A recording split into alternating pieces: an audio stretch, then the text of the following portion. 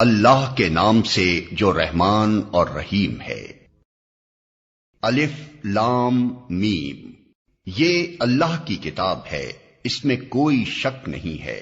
ہدایت ہے ان پرہیزگاروں کے لیے جو غیب پر ایمان لاتے ہیں، نماز قائم کرتے ہیں، جو رزق ہم نے ان کو دیا ہے اس میں سے خرچ کرتے ہیں، جو کتاب تم پر نازل کی گئی ہے یعنی قرآن، اور جو کتابیں تم سے پہلے نازل کی گئی تھیں ان سب پر ایمان لاتے ہیں اور آخرت پر یقین رکھتے ہیں۔ ایسے لوگ اپنے رب کی طرف سے راہ راست پر ہیں اور وہی فلاح پانے والے ہیں۔ جن لوگوں نے ان باتوں کو تسلیم کرنے سے انکار کر دیا ان کے لیے یکساں ہے، خواہ تم انہیں خبردار کرو یا نہ کرو، بہرحال وہ ماننے والے نہیں ہیں۔ اللہ نے ان کے دلوں اور ان کے کانوں پر مہر لگا دی ہے اور ان کی آنکھوں پر پردہ پڑ گیا ہے، وہ سخت سزا کے مستحق ہیں۔ بعض لوگ ایسے بھی ہیں جو کہتے ہیں ہم اللہ پر اور آخرت کے دن پر ایمان لائے ہیں، حالانکہ در حقیقت وہ مومن نہیں ہیں۔ وہ اللہ اور ایمان لانے والوں کے ساتھ دھوکہ بازی کر رہے ہیں، مگر دراصل وہ خود اپنے آپ ہی کو دھوکے میں ڈال رہے ہیں اور انہیں اس کا شعور نہیں ہے۔ ان کے دلوں میں ایک بیماری ہے جسے اللہ نے اور زیادہ بڑھا دیا ہے، اور جو جھوٹ وہ بولتے ہیں اس کی پاداش میں ان کے لیے دردناک سزا ہے۔ جب کبھی ان سے کہا گیا کہ زمین میں فساد برپا نہ کرو تو انہوں نے یہی کہا کہ ہم تو اصلاح کرنے والے ہیں۔ خبردار، حقیقت میں یہی لوگ مفسد ہیں مگر انہیں شعور نہیں ہے۔ اور جب ان سے کہا گیا کہ جس طرح دوسرے لوگ ایمان لائے ہیں اسی طرح تم بھی ایمان لاؤ تو انہوں نے یہی جواب دیا، کیا ہم بے وقوفوں کی طرح ایمان لائیں؟ خبردار، حقیقت میں تو یہ خود بے وقوف ہیں مگر یہ جانتے نہیں ہیں۔ جب یہ اہل ایمان سے ملتے ہیں تو کہتے ہیں کہ ہم ایمان لائے ہیں، اور جب علیحدگی میں اپنے شیطانوں سے ملتے ہیں تو کہتے ہیں کہ اصل میں تو ہم تمہارے ساتھ ہیں اور ان لوگوں سے محض مذاق کر رہے ہیں۔ اللہ ان سے مذاق کر رہا ہے، وہ ان کی رسی دراز کیے جاتا ہے اور یہ اپنی سرکشی میں اندھوں کی طرح بھٹکتے چلے جاتے ہیں۔ یہ وہ لوگ ہیں جنہوں نے ہدایت کے بدلے گمراہی خرید لی ہے، مگر یہ سودا ان کے لیے نفع بخش نہیں ہے اور یہ ہرگز صحیح راستے پر نہیں ہیں۔ ان کی مثال ایسے ہے جیسے ایک شخص نے آگ روشن کی اور جب اس نے سارے ماحول کو روشن کر دیا تو اللہ نے ان کا نور بصارت سلب کر لیا اور انہیں اس حال پر چھوڑ دیا کہ تاریکیوں میں انہیں کچھ نظر نہیں آتا۔ یہ بہرے ہیں، گونگے ہیں، اندھے ہیں، یہ اب نہ پلٹیں گے۔ یا پھر ان کی مثال یوں سمجھو کہ آسمان سے زور کی بارش ہو رہی ہے اور اس کے ساتھ اندھیری گھٹا اور کڑک اور چمک بھی ہے۔ یہ بجلی کے کڑاکے سن کر اپنی جانوں کے خوف سے کانوں میں انگلیاں ٹھوسے لیتے ہیں، اور اللہ ان منکرین حق کو ہر طرف سے گھیرے میں لیے ہوئے ہے۔ چمک سے ان کی حالت یہ ہو رہی ہے گویا عنقریب بجلی ان کی بصارت اچک لے جائے گی۔ جب ذرا کچھ روشنی انہیں محسوس ہوتی ہے تو اس میں کچھ دور چل لیتے ہیں، اور جب ان پر اندھیرا چھا جاتا ہے تو کھڑے ہو جاتے ہیں۔ اللہ چاہتا تو ان کی سماعت اور بصارت بالکل ہی سلب کر لیتا، یقیناً وہ ہر چیز پر قادر ہے۔ لوگو، بندگی اختیار کرو اپنے اس رب کی جو تمہارا اور تم سے پہلے جو ہو گزرے ہیں ان سب کا خالق ہے۔ تمہارے بچنے کی توقع اسی صورت سے ہو سکتی ہے۔ وہی تو ہے جس نے تمہارے لیے زمین کا فرش بچھایا، آسمان کی چھت بنائی، اوپر سے پانی برسایا اور اس کے ذریعے سے ہر طرح کی پیداوار نکال کر تمہارے لیے رزق بہم پہنچایا۔ پس جب تم یہ جانتے ہو تو دوسروں کو اللہ کے مد مقابل نہ ٹھہراؤ۔ اور اگر تمہیں اس امر میں شک ہے کہ یہ کتاب جو ہم نے اپنے بندے پر اتاری ہے یہ ہماری ہے یا نہیں، تو اس کے مانند ایک ہی صورت بنا لاؤ، اپنے سارے ہم نواؤں کو بلا لو، ایک اللہ کو چھوڑ کر باقی جس جس کی چاہو مدد لے لو، اگر تم سچے ہو تو یہ کام کر کے دکھاؤ۔ لیکن اگر تم نے ایسا نہ کیا اور یقیناً کبھی نہیں کر سکتے تو ڈرو اس آگ سے جس کا ایندھن بنیں گے انسان اور پتھر، جو مہیا کی گئی ہے منکرین حق کے لیے۔ اور اے پیغمبر، جو لوگ اس کتاب پر ایمان لے آئیں اور اس کے مطابق اپنے عمل درست کر لیں، انہیں خوشخبری دے دو کہ ان کے لیے ایسے باغ ہیں جن کے نیچے نہریں بہتی ہوں گی۔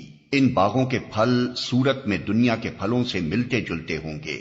جب کوئی پھل انہیں کھانے کو دیا جائے گا تو وہ کہیں گے کہ ایسے ہی پھل اس سے پہلے دنیا میں ہم کو دیے جاتے تھے۔ ان کے لیے وہاں پاکیزہ بیویاں ہوں گی اور وہ وہاں ہمیشہ رہیں گے۔ ہاں، اللہ اس سے ہرگز نہیں شرماتا کہ مچھر یا اس سے بھی حقیر تر کسی چیز کی تمثیلیں دے۔ جو لوگ حق بات کو قبول کرنے والے ہیں وہ انہی تمثیلوں کو دیکھ کر جان لیتے ہیں کہ یہ حق ہے جو ان کے رب ہی کی طرف سے آیا ہے، اور جو ماننے والے نہیں ہیں وہ انہیں سن کر کہنے لگتے ہیں کہ ایسی تمثیلوں سے اللہ کو کیا سروکار۔ اس طرح اللہ ایک ہی بات سے بہتوں کو گمراہی میں مبتلا کر دیتا ہے اور بہتوں کو راہ راست دکھا دیتا ہے، اور گمراہی میں وہ انہی کو مبتلا کرتا ہے جو فاسق ہیں۔ اللہ کے عہد کو مضبوط باندھ لینے کے بعد توڑ دیتے ہیں۔ اللہ نے جسے جوڑنے کا حکم دیا ہے اسے کاٹتے ہیں اور زمین میں فساد برپا کرتے ہیں۔ حقیقت میں یہی لوگ نقصان اٹھانے والے ہیں۔ تم اللہ کے ساتھ کفر کا رویہ کیسے اختیار کرتے ہو، حالانکہ تم بے جان تھے، اس نے تم کو زندگی عطا کی، پھر وہی تمہاری جان سلب کرے گا، پھر وہی تمہیں دوبارہ زندگی عطا کرے گا، پھر اسی کی طرف تمہیں پلٹ کر جانا ہے۔ وہی تو ہے جس نے تمہارے لیے زمین کی ساری چیزیں پیدا کی، پھر اوپر کی طرف توجہ فرمائی اور 7 آسمان استوار کیے، اور وہ ہر چیز کا علم رکھنے والا ہے۔ پھر ذرا اس وقت کا تصور کرو جب تمہارے رب نے فرشتوں سے کہا تھا کہ میں زمین میں ایک خلیفہ بنانے والا ہوں۔ انہوں نے عرض کیا، کیا آپ زمین میں کسی ایسے کو مقرر کرنے والے ہیں جو اس کے انتظام کو بگاڑ دے گا اور خون ریزیاں کرے گا؟ آپ کی حمد و ثنا کے ساتھ تسبیح اور آپ کے لیے تقدیس تو ہم کر ہی رہے ہیں۔ فرمایا، میں جانتا ہوں جو کچھ تم نہیں جانتے۔ اس کے بعد اللہ نے آدم کو ساری چیزوں کے نام سکھائے، پھر انہیں فرشتوں کے سامنے پیش کیا اور فرمایا، اگر تمہارا خیال صحیح ہے کہ کسی خلیفہ کے تقرر سے انتظام بگڑ جائے گا تو ذرا ان چیزوں کے نام بتاؤ۔ انہوں نے عرض کیا، نقص سے پاک تو آپ ہی کی ذات ہے، ہم تو بس اتنا ہی علم رکھتے ہیں جتنا آپ نے ہم کو دے دیا ہے۔ حقیقت میں سب کچھ جاننے اور سمجھنے والا آپ کے سوا کوئی نہیں۔ پھر اللہ نے آدم سے کہا، تم انہیں ان چیزوں کے نام بتاؤ۔ جب اس نے ان کو ان سب کے نام بتا دیے تو اللہ نے فرمایا، میں نے تم سے کہا نہ تھا کہ میں آسمانوں اور زمین کی وہ ساری حقیقتیں جانتا ہوں جو تم سے مخفی ہیں۔ جو کچھ تم ظاہر کرتے ہو وہ بھی مجھے معلوم ہے، اور جو کچھ تم چھپاتے ہو اسے بھی میں جانتا ہوں۔ جب اس نے ان کو ان سب کے نام بتا دیے، پھر جب ہم نے فرشتوں کو حکم دیا کہ آدم کے آگے جھک جاؤ تو سب جھک گئے، مگر ابلیس نے انکار کیا۔ وہ اپنی بڑائی کے گھمنڈ میں پڑ گیا اور نافرمانوں میں شامل ہو گیا۔ پھر ہم نے آدم سے کہا کہ تم اور تمہاری بیوی دونوں جنت میں رہو اور یہاں بفراغت جو چاہو کھاؤ، مگر اس درخت کا رخ نہ کرنا ورنہ ظالموں میں شمار ہوگے۔ آخر کار شیطان نے ان دونوں کو اس درخت کی ترغیب دے کر ہمارے حکم کی پیروی سے ہٹا دیا اور انہیں اس حالت سے نکلوا کر چھوڑا جس میں وہ تھے۔ ہم نے حکم دیا کہ اب تم سب یہاں سے اتر جاؤ، تم ایک دوسرے کے دشمن ہو اور تمہیں ایک خاص وقت تک زمین میں ٹھہرنا اور وہیں گزر بسر کرنا ہے۔ اس وقت آدم نے اپنے رب سے چند کلمات سیکھ کر توبہ کی، جس کو اس کے رب نے قبول کر لیا، کیونکہ وہ بڑا معاف کرنے والا اور رحم فرمانے والا ہے۔ ہم نے کہا کہ تم سب یہاں سے اتر جاؤ، پھر جو میری طرف سے کوئی ہدایت تمہارے پاس پہنچے تو جو لوگ میری اس ہدایت کی پیروی کریں گے ان کے لیے کسی خوف اور رنج کا موقع نہ ہوگا، اور جو اس کو قبول کرنے سے انکار کریں گے اور ہماری آیات کو جھٹلائیں گے وہ آگ میں جانے والے لوگ ہیں جہاں وہ ہمیشہ رہیں گے۔ اے بنی اسرائیل، ذرا خیال کرو میری اس نعمت کا جو میں نے تم کو عطا کی تھی۔ میرے ساتھ تمہارا جو عہد تھا اسے تم پورا کرو تو میرا جو عہد تمہارے ساتھ تھا اسے میں پورا کروں، اور مجھی سے تم ڈرو۔ اور میں نے جو کتاب بھیجی ہے اس پر ایمان لاؤ، یہ اس کتاب کی تائید میں ہے جو تمہارے پاس پہلے سے موجود تھی، لہذا سب سے پہلے تم ہی اس کے منکر نہ بن جاؤ۔ تھوڑی قیمت پر میری آیات کو نہ بیچ ڈالو اور میرے غضب سے بچو۔ باطل کا رنگ چڑھا کر حق کو مشتبہ نہ بناؤ اور نہ جانتے بوجھتے حق کو چھپانے کی کوشش کرو۔ نماز قائم کرو اور زکوٰۃ دو، اور جو لوگ میرے آگے جھک رہے ہیں ان کے ساتھ تم بھی جھک جاؤ۔ تم دوسروں کو تو نیکی کا راستہ اختیار کرنے کے لیے کہتے ہو مگر اپنے آپ کو بھول جاتے ہو، حالانکہ تم کتاب کی تلاوت کرتے ہو۔ کیا تم عقل سے بالکل ہی کام نہیں لیتے؟ صبر اور نماز سے مدد لو۔ بے شک نماز ایک سخت مشکل کام ہے، مگر ان فرما بردار بندوں کے لیے مشکل نہیں ہے جو سمجھتے ہیں کہ آخر کار انہیں اپنے رب سے ملنا اور اسی کی طرف پلٹ کر جانا ہے۔ اے بنی اسرائیل، یاد کرو میری اس نعمت کو جس سے میں نے تمہیں نوازا تھا، اور اس بات کو کہ میں نے تمہیں دنیا کی ساری قوموں پر فضیلت عطا کی تھی، اور ڈرو اس دن سے جب کوئی کسی کے کام نہ آئے گا، نہ کسی کی طرف سے سفارش قبول ہوگی، نہ کسی کو فدیہ لے کر چھوڑا جائے گا، اور نہ مجرموں کو کہیں سے مدد مل سکے گی۔ یاد کرو وہ وقت جب ہم نے تم کو فرعونیوں کی غلامی سے نجات بخشی۔ انہوں نے تمہیں سخت عذاب میں مبتلا کر رکھا تھا، تمہارے لڑکوں کو ذبح کرتے تھے اور تمہاری لڑکیوں کو زندہ رہنے دیتے تھے، اور اس حالت میں تمہارے رب کی طرف سے تمہاری بڑی آزمائش تھی۔ یاد کرو وہ وقت جب ہم نے سمندر پھاڑ کر تمہارے لیے راستہ بنایا، پھر اس میں سے تمہیں بخیریت گزروا دیا، پھر وہیں تمہاری آنکھوں کے سامنے فرعونیوں کو غرقاب کیا۔ یاد کرو جب ہم نے موسیٰ کو 40 شبانہ روز کی قرارداد پر بلایا تو اس کے پیچھے تم بچڑے کو اپنا معبود بنا بیٹھے۔ اس وقت تم نے بڑی زیادتی کی تھی، مگر اس پر بھی ہم نے تمہیں معاف کر دیا کہ شاید اب تم شکر گزار بنو۔ یاد کرو کہ ٹھیک اس وقت جب تم یہ ظلم کر رہے تھے، ہم نے موسیٰ کو کتاب اور فرقان عطا کی تاکہ تم اس کے ذریعے سے سیدھا راستہ پا سکو۔ یاد کرو جب موسیٰ یہ نعمت لیے ہوئے پلٹا تو اس نے اپنی قوم سے کہا کہ لوگو، تم نے بچڑے کو معبود بنا کر اپنے اوپر سخت ظلم کیا ہے، لہٰذا تم اپنے خالق کے حضور توبہ کرو اور اپنی جانوں کو ہلاک کرو۔ اسی میں تمہارے خالق کے نزدیک تمہاری بہتری ہے۔ اس وقت تمہارے خالق نے تمہاری توبہ قبول کر لی کہ وہ بڑا معاف کرنے والا اور رحم فرمانے والا ہے۔ لہٰذا تم اپنے خالق کے حضور توبہ کرو اور اپنی جانوں کو ہلاک کرو۔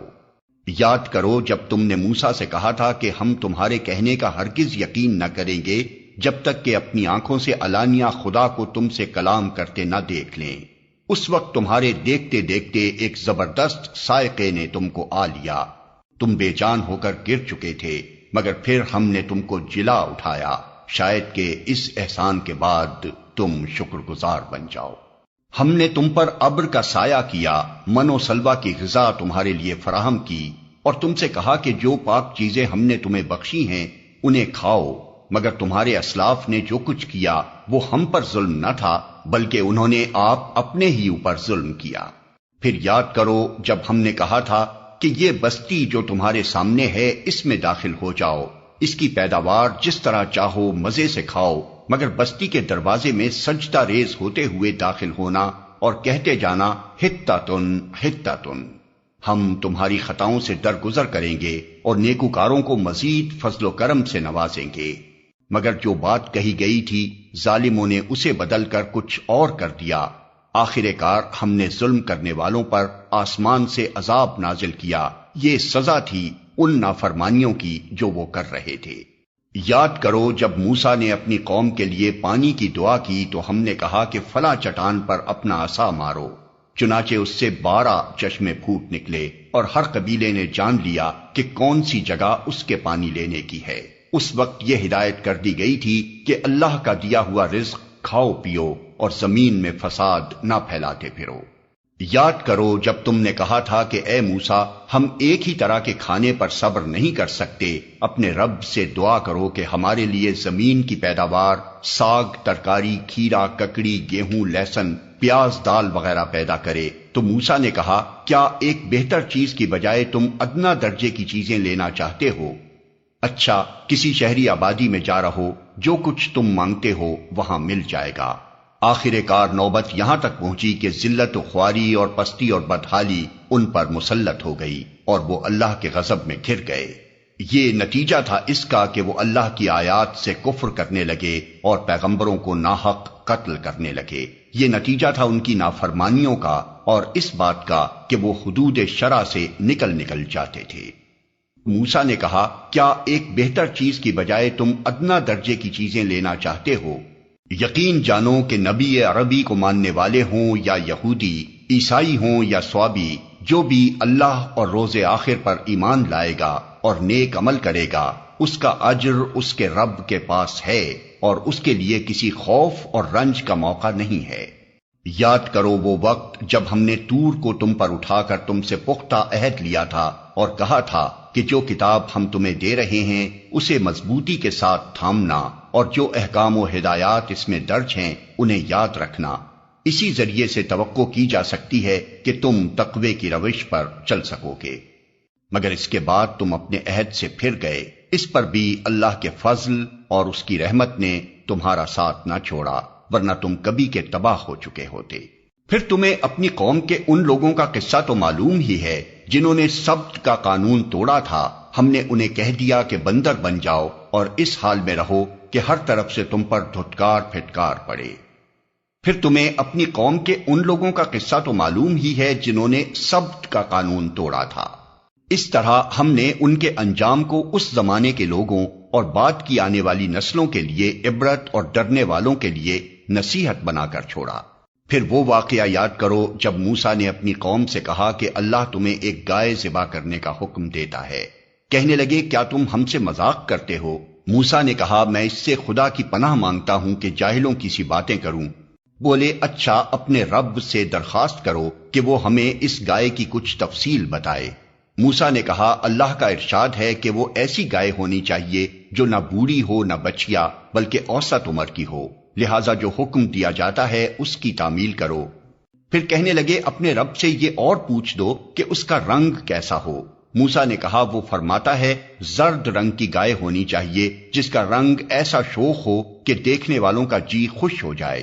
پھر بولے، اپنے رب سے صاف صاف پوچھ کر بتاؤ کیسی گائے مطلوب ہے، ہمیں اس کی تعیین میں اشتباہ ہو گیا ہے، اللہ نے چاہا تو ہم اس کا پتہ پا لیں گے۔ موسیٰ نے جواب دیا، اللہ کہتا ہے وہ ایسی گائے ہے جس سے خدمت نہیں لی جاتی، نہ زمین جوتتی ہے نہ پانی کھینچتی ہے، صحیح سالم اور بے داغ ہے۔ اس پر وہ پکار اٹھے کہ ہاں اب تم نے ٹھیک پتہ بتایا ہے۔ پھر انہوں نے اسے ذبح کیا، ورنہ وہ ایسا کرتے معلوم نہ ہوتے تھے۔ اور تمہیں یاد ہے وہ واقعہ جب تم نے ایک شخص کی جان لی تھی، پھر اس کے بارے میں جھگڑنے اور ایک دوسرے پر قتل کا الزام تھوپنے لگے تھے، اور اللہ نے فیصلہ کر لیا تھا کہ جو کچھ تم چھپاتے ہو اسے کھول کر رکھ دے گا۔ اس وقت ہم نے حکم دیا کہ مقتول کی لاش کو اس کے ایک حصے سے ضرب لگاؤ۔ دیکھو اس طرح اللہ مردوں کو زندگی بخشتا ہے اور تمہیں اپنی نشانیاں دکھاتا ہے تاکہ تم سمجھو۔ مگر ایسی نشانیاں دیکھنے کے بعد بھی آخر کار تمہارے دل سخت ہو گئے، پتھروں کی طرح سخت، بلکہ سختی میں کچھ ان سے بھی بڑے ہوئے۔ کچھ پتھروں میں سے تو کوئی ایسا بھی ہوتا ہے جس میں سے چشمے پھوٹ بہتے ہیں، کوئی پھٹتا ہے اور اس میں سے پانی نکل آتا ہے، اور کوئی خدا کے خوف سے لرز کر گر بھی پڑتا ہے۔ اللہ تمہارے کرتوتوں سے بے خبر نہیں ہے۔ اے مسلمانوں، اب کیا ان لوگوں سے تم یہ توقع رکھتے ہو کہ یہ تمہاری دعوت پر ایمان لے آئیں گے؟ حالانکہ ان میں سے ایک گروہ کا شیوا یہ رہا ہے کہ اللہ کا کلام سنا اور پھر خوب سمجھ بوجھ کر دانستہ اس میں تحریف کی۔ یہ تمہاری دعوت پر ایمان لے آئیں گے؟ محمد رسول اللہ پر ایمان لانے والوں سے ملتے ہیں تو کہتے ہیں کہ ہم بھی انہیں مانتے ہیں، اور جب آپس میں ایک دوسرے سے تخلیہ کی بات چیت ہوتی ہے تو کہتے ہیں کہ بے وقوف ہو گئے ہو۔ ان لوگوں کو وہ باتیں بتاتے ہو جو اللہ نے تم پر کھولی ہیں تاکہ تمہارے رب کے پاس تمہارے مقابلے میں انہیں حجت میں پیش کریں۔ اور کیا یہ جانتے نہیں ہیں کہ جو کچھ یہ چھپاتے ہیں اور جو کچھ ظاہر کرتے ہیں اللہ کو سب باتوں کی خبر ہے؟ ان میں ایک دوسرا گروہ امیوں کا ہے جو کتاب کا تو علم رکھتے نہیں، بس اپنی بے بنیاد امیدوں اور آرزوؤں کو لیے بیٹھے ہیں اور محض وہم و گمان پر چلے جا رہے ہیں۔ پس ہلاکت اور تباہی ہے ان لوگوں کے لیے جو اپنے ہاتھوں سے شرع کا نوشتہ لکھتے ہیں، پھر لوگوں سے کہتے ہیں کہ یہ اللہ کے پاس سے آیا ہوا ہے تاکہ اس کے معاوضے میں تھوڑا سا فائدہ حاصل کر لیں۔ ان کے ہاتھوں کا یہ لکھا بھی ان کے لیے تباہی کا سامان ہے اور ان کی یہ کمائی بھی ان کے لیے موجب ہلاکت۔ وہ کہتے ہیں کہ دوزخ کی آگ ہمیں ہرگز چھونے والی نہیں الا یہ کہ چند روز کی سزا مل جائے تو مل جائے۔ ان سے پوچھو کیا تم نے اللہ سے کوئی عہد لے لیا ہے جس کی خلاف ورزی وہ نہیں کر سکتا؟ یا بات یہ ہے کہ تم اللہ کے ذمے ڈال کر ایسی باتیں کہہ دیتے ہو جن کے متعلق تمہیں علم نہیں ہے کہ اس نے ان کا ذمہ لیا ہے۔ آخر تمہیں دوزخ کی آگ کیوں نہ چھوئے گی؟ جو بھی بدی کمائے گا اور اپنی خطاکاری کے چکر میں پڑا رہے گا وہ دوزخی ہے اور دوزخ ہی میں وہ ہمیشہ رہے گا، اور جو لوگ ایمان لائیں گے اور نیک عمل کریں گے وہی جنتی ہیں اور جنت میں وہ ہمیشہ رہیں گے۔ یاد کرو اسرائیل کی اولاد سے ہم نے پختہ عہد لیا تھا کہ اللہ کے سوا کسی کی عبادت نہ کرنا، ماں باپ کے ساتھ، رشتہ داروں کے ساتھ، یتیموں اور مسکینوں کے ساتھ نیک سلوک کرنا، لوگوں سے بھلی بات کہنا، نماز قائم کرنا اور زکوٰۃ دینا، مگر تھوڑے آدمیوں کے سوا تم سب اس عہد سے پھر گئے اور اب تک پھرے ہوئے ہو۔ پھر ذرا یاد کرو ہم نے تم سے مضبوط عہد لیا تھا کہ آپس میں ایک دوسرے کا خون نہ بہانا اور نہ ایک دوسرے کو گھر سے بے گھر کرنا۔ تم نے اس کا اقرار کیا تھا، تم خود اس پر گواہ ہو، مگر آج وہی تم ہو کہ اپنے بھائی بندوں کو قتل کرتے ہو، اپنی برادری کے کچھ لوگوں کو بے خانما کر دیتے ہو، ظلم و زیادتی کے ساتھ ان کے خلاف جتھے بندیاں کرتے ہو، اور جب وہ لڑائی میں پکڑے ہوئے تمہارے پاس آتے ہیں تو ان کی رہائی کے لیے فدیے کا لین دین کرتے ہو، حالانکہ انہیں ان کے گھروں سے نکالنا ہی سرے سے تم پر حرام تھا۔ تو کیا تم کتاب کے ایک حصے پر ایمان لاتے ہو اور دوسرے حصے کے ساتھ کفر کرتے ہو؟ پھر تم میں سے جو لوگ ایسا کریں ان کی سزا اس کے سوا اور کیا ہے کہ دنیا کی زندگی میں ذلیل و خوار ہو کر رہیں اور آخرت میں شدید ترین عذاب کی طرف پھیر دیے جائیں۔ اللہ ان حرکات سے بے خبر نہیں ہے جو تم کر رہے ہو۔ یہ وہ لوگ ہیں جنہوں نے آخرت بیچ کر دنیا کی زندگی خرید لی ہے، لہٰذا نہ ان کی سزا میں کوئی تخفیف ہوگی اور نہ انہیں کوئی مدد پہنچ سکے گی۔ ہم نے موسیٰ کو کتاب دی، اس کے بعد پے در پے رسول بھیجے، آخر کار عیسیٰ ابن مریم کو روشن نشانیاں دے کر بھیجا اور روح پاک سے اس کی مدد کی۔ پھر یہ تمہارا کیا ڈھنگ ہے کہ جب بھی کوئی رسول تمہاری خواہشات نفس کے خلاف کوئی چیز لے کر تمہارے پاس آیا تو تم نے اس کے مقابلے میں سرکشی ہی کی، کسی کو جھٹلایا اور کسی کو قتل کر ڈالا۔ وہ کہتے ہیں ہمارے دل محفوظ ہیں، نہیں، اصل بات یہ ہے کہ ان کے کفر کی وجہ سے ان پر اللہ کی پھٹکار پڑی ہے، اس لیے وہ کم ہی ایمان لاتے ہیں۔ اور اب جو ایک کتاب اللہ کی طرف سے ان کے پاس آئی ہے اس کے ساتھ ان کا کیا برتاؤ ہے؟ باوجود کہ وہ اس کتاب کی تصدیق کرتی ہے جو ان کے پاس پہلے سے موجود تھی، باوجود کہ اس کی آمد سے پہلے وہ خود کفار کے مقابلے میں فتح و نصرت کی دعائیں مانگا کرتے تھے، مگر جب وہ چیز آ گئی جسے وہ پہچان بھی گئے تو انہوں نے اسے ماننے سے انکار کر دیا۔ خدا کی لعنت ان منکرین پر۔ کیسا برا ذریعہ ہے جس سے یہ اپنے نفس کی تسلی حاصل کرتے ہیں کہ جو ہدایت اللہ نے نازل کی ہے اس کو قبول کرنے سے صرف اس ضد کی بنا پر انکار کر رہے ہیں کہ اللہ نے اپنے فضل سے اپنے جس بندے کو خود چاہا نواز دیا، لہذا اب یہ غضب بالائے غضب کے مستحق ہو گئے ہیں اور ایسے کافروں کے لیے سخت ذلت آمیز سزا مقرر ہے۔ جب ان سے کہا جاتا ہے کہ جو کچھ اللہ نے نازل کیا ہے اس پر ایمان لاؤ تو وہ کہتے ہیں کہ ہم تو صرف اس چیز پر ایمان لاتے ہیں جو ہمارے ہاں یعنی نسل اسرائیل میں اتری ہے، اس دائرے کے باہر جو کچھ آیا ہے اسے ماننے سے وہ انکار کرتے ہیں، حالانکہ وہ حق ہے اور اس تعلیم کی تصدیق و تائید کر رہا ہے جو ان کے ہاں پہلے سے موجود تھی۔ اچھا ان سے کہو اگر تم اس تعلیم ہی پر ایمان رکھنے والے ہو جو تمہارے ہاں آئی تھی تو اس سے پہلے اللہ کے ان پیغمبروں کو جو خود بنی اسرائیل میں پیدا ہوئے تھے کیوں قتل کرتے رہے؟ تمہارے پاس موسیٰ کیسی کیسی روشن نشانیوں کے ساتھ آیا، پھر بھی تم ایسے ظالم تھے کہ اس کی پیٹھ موڑتے ہی بچڑے کو معبود بنا بیٹھے۔ پھر ذرا اس میثاق کو یاد کرو جو طور کو تمہارے اوپر اٹھا کر ہم نے تم سے لیا تھا۔ ہم نے تاکید کی تھی کہ جو ہدایات ہم دے رہے ہیں ان کی سختی کے ساتھ پابندی کرو اور کان لگا کر سنو، تمہارے اسلاف نے کہا کہ ہم نے سن لیا مگر مانیں گے نہیں، اور ان کی باطل پرستی کا یہ حال تھا کہ دلوں میں ان کے بچڑا ہی بسا ہوا تھا۔ کہو اگر تم مومن ہو تو یہ عجیب ایمان ہے جو ایسی بری حرکات کا تمہیں حکم دیتا ہے۔ ان سے کہو اگر واقعی اللہ کے نزدیک آخرت کا گھر تمام انسانوں کو چھوڑ کر صرف تمہارے ہی لیے مخصوص ہے، تب تو تمہیں چاہیے کہ موت کی تمنا کرو اگر تم اپنے اس خیال میں سچے ہو۔ یقین جانو یہ کبھی اس کی تمنا نہ کریں گے، اس لیے کہ اپنے ہاتھوں جو کچھ کما کر انہوں نے وہاں بھیجا ہے اس کا اقتضا یہی ہے کہ یہ وہاں جانے کی تمنا نہ کریں۔ اللہ ان ظالموں کے حال سے خوب واقف ہے۔ تم انہیں سب سے بڑھ کر جینے کا حریص پاؤ گے، حتیٰ کہ یہ اس معاملے میں مشرکوں سے بھی بڑھے ہوئے ہیں۔ ان میں سے ایک ایک شخص یہ چاہتا ہے کہ کسی طرح 1000 برس جیے، حالانکہ لمبی عمر بہرحال اسے عذاب سے تو دور نہیں پھینک سکتی۔ جیسے کچھ اعمال یہ کر رہے ہیں اللہ تو انہیں دیکھ ہی رہا ہے۔ ان سے کہو کہ جو کوئی جبریل سے عداوت رکھتا ہو اسے معلوم ہونا چاہیے کہ جبریل نے اللہ ہی کے اذن سے یہ قرآن تمہارے قلب پر نازل کیا ہے، جو پہلے آئی ہوئی کتابوں کی تصدیق و تائید کرتا ہے اور ایمان لانے والوں کے لیے ہدایت اور کامیابی کی بشارت بن کر آیا ہے۔ اگر جبریل سے ان کی عداوت کا سبب یہی ہے تو کہہ دو کہ جو اللہ اور اس کے فرشتوں اور اس کے رسولوں اور جبریل اور میکائیل کے دشمن ہیں، اللہ ان کافروں کا دشمن ہے۔ ہم نے تمہاری طرف ایسی آیات نازل کی ہیں جو صاف صاف حق کا اظہار کرنے والی ہیں، اور ان کی پیروی سے صرف وہی لوگ انکار کرتے ہیں جو فاسق ہیں۔ کیا ہمیشہ ایسا ہی نہیں ہوتا رہا ہے کہ جب انہوں نے کوئی عہد کیا تو ان میں سے ایک نہ ایک گروہ نے اسے ضرور ہی بالائے طاق رکھ دیا، بلکہ ان میں سے اکثر ایسے ہی ہیں جو سچے دل سے ایمان نہیں لاتے۔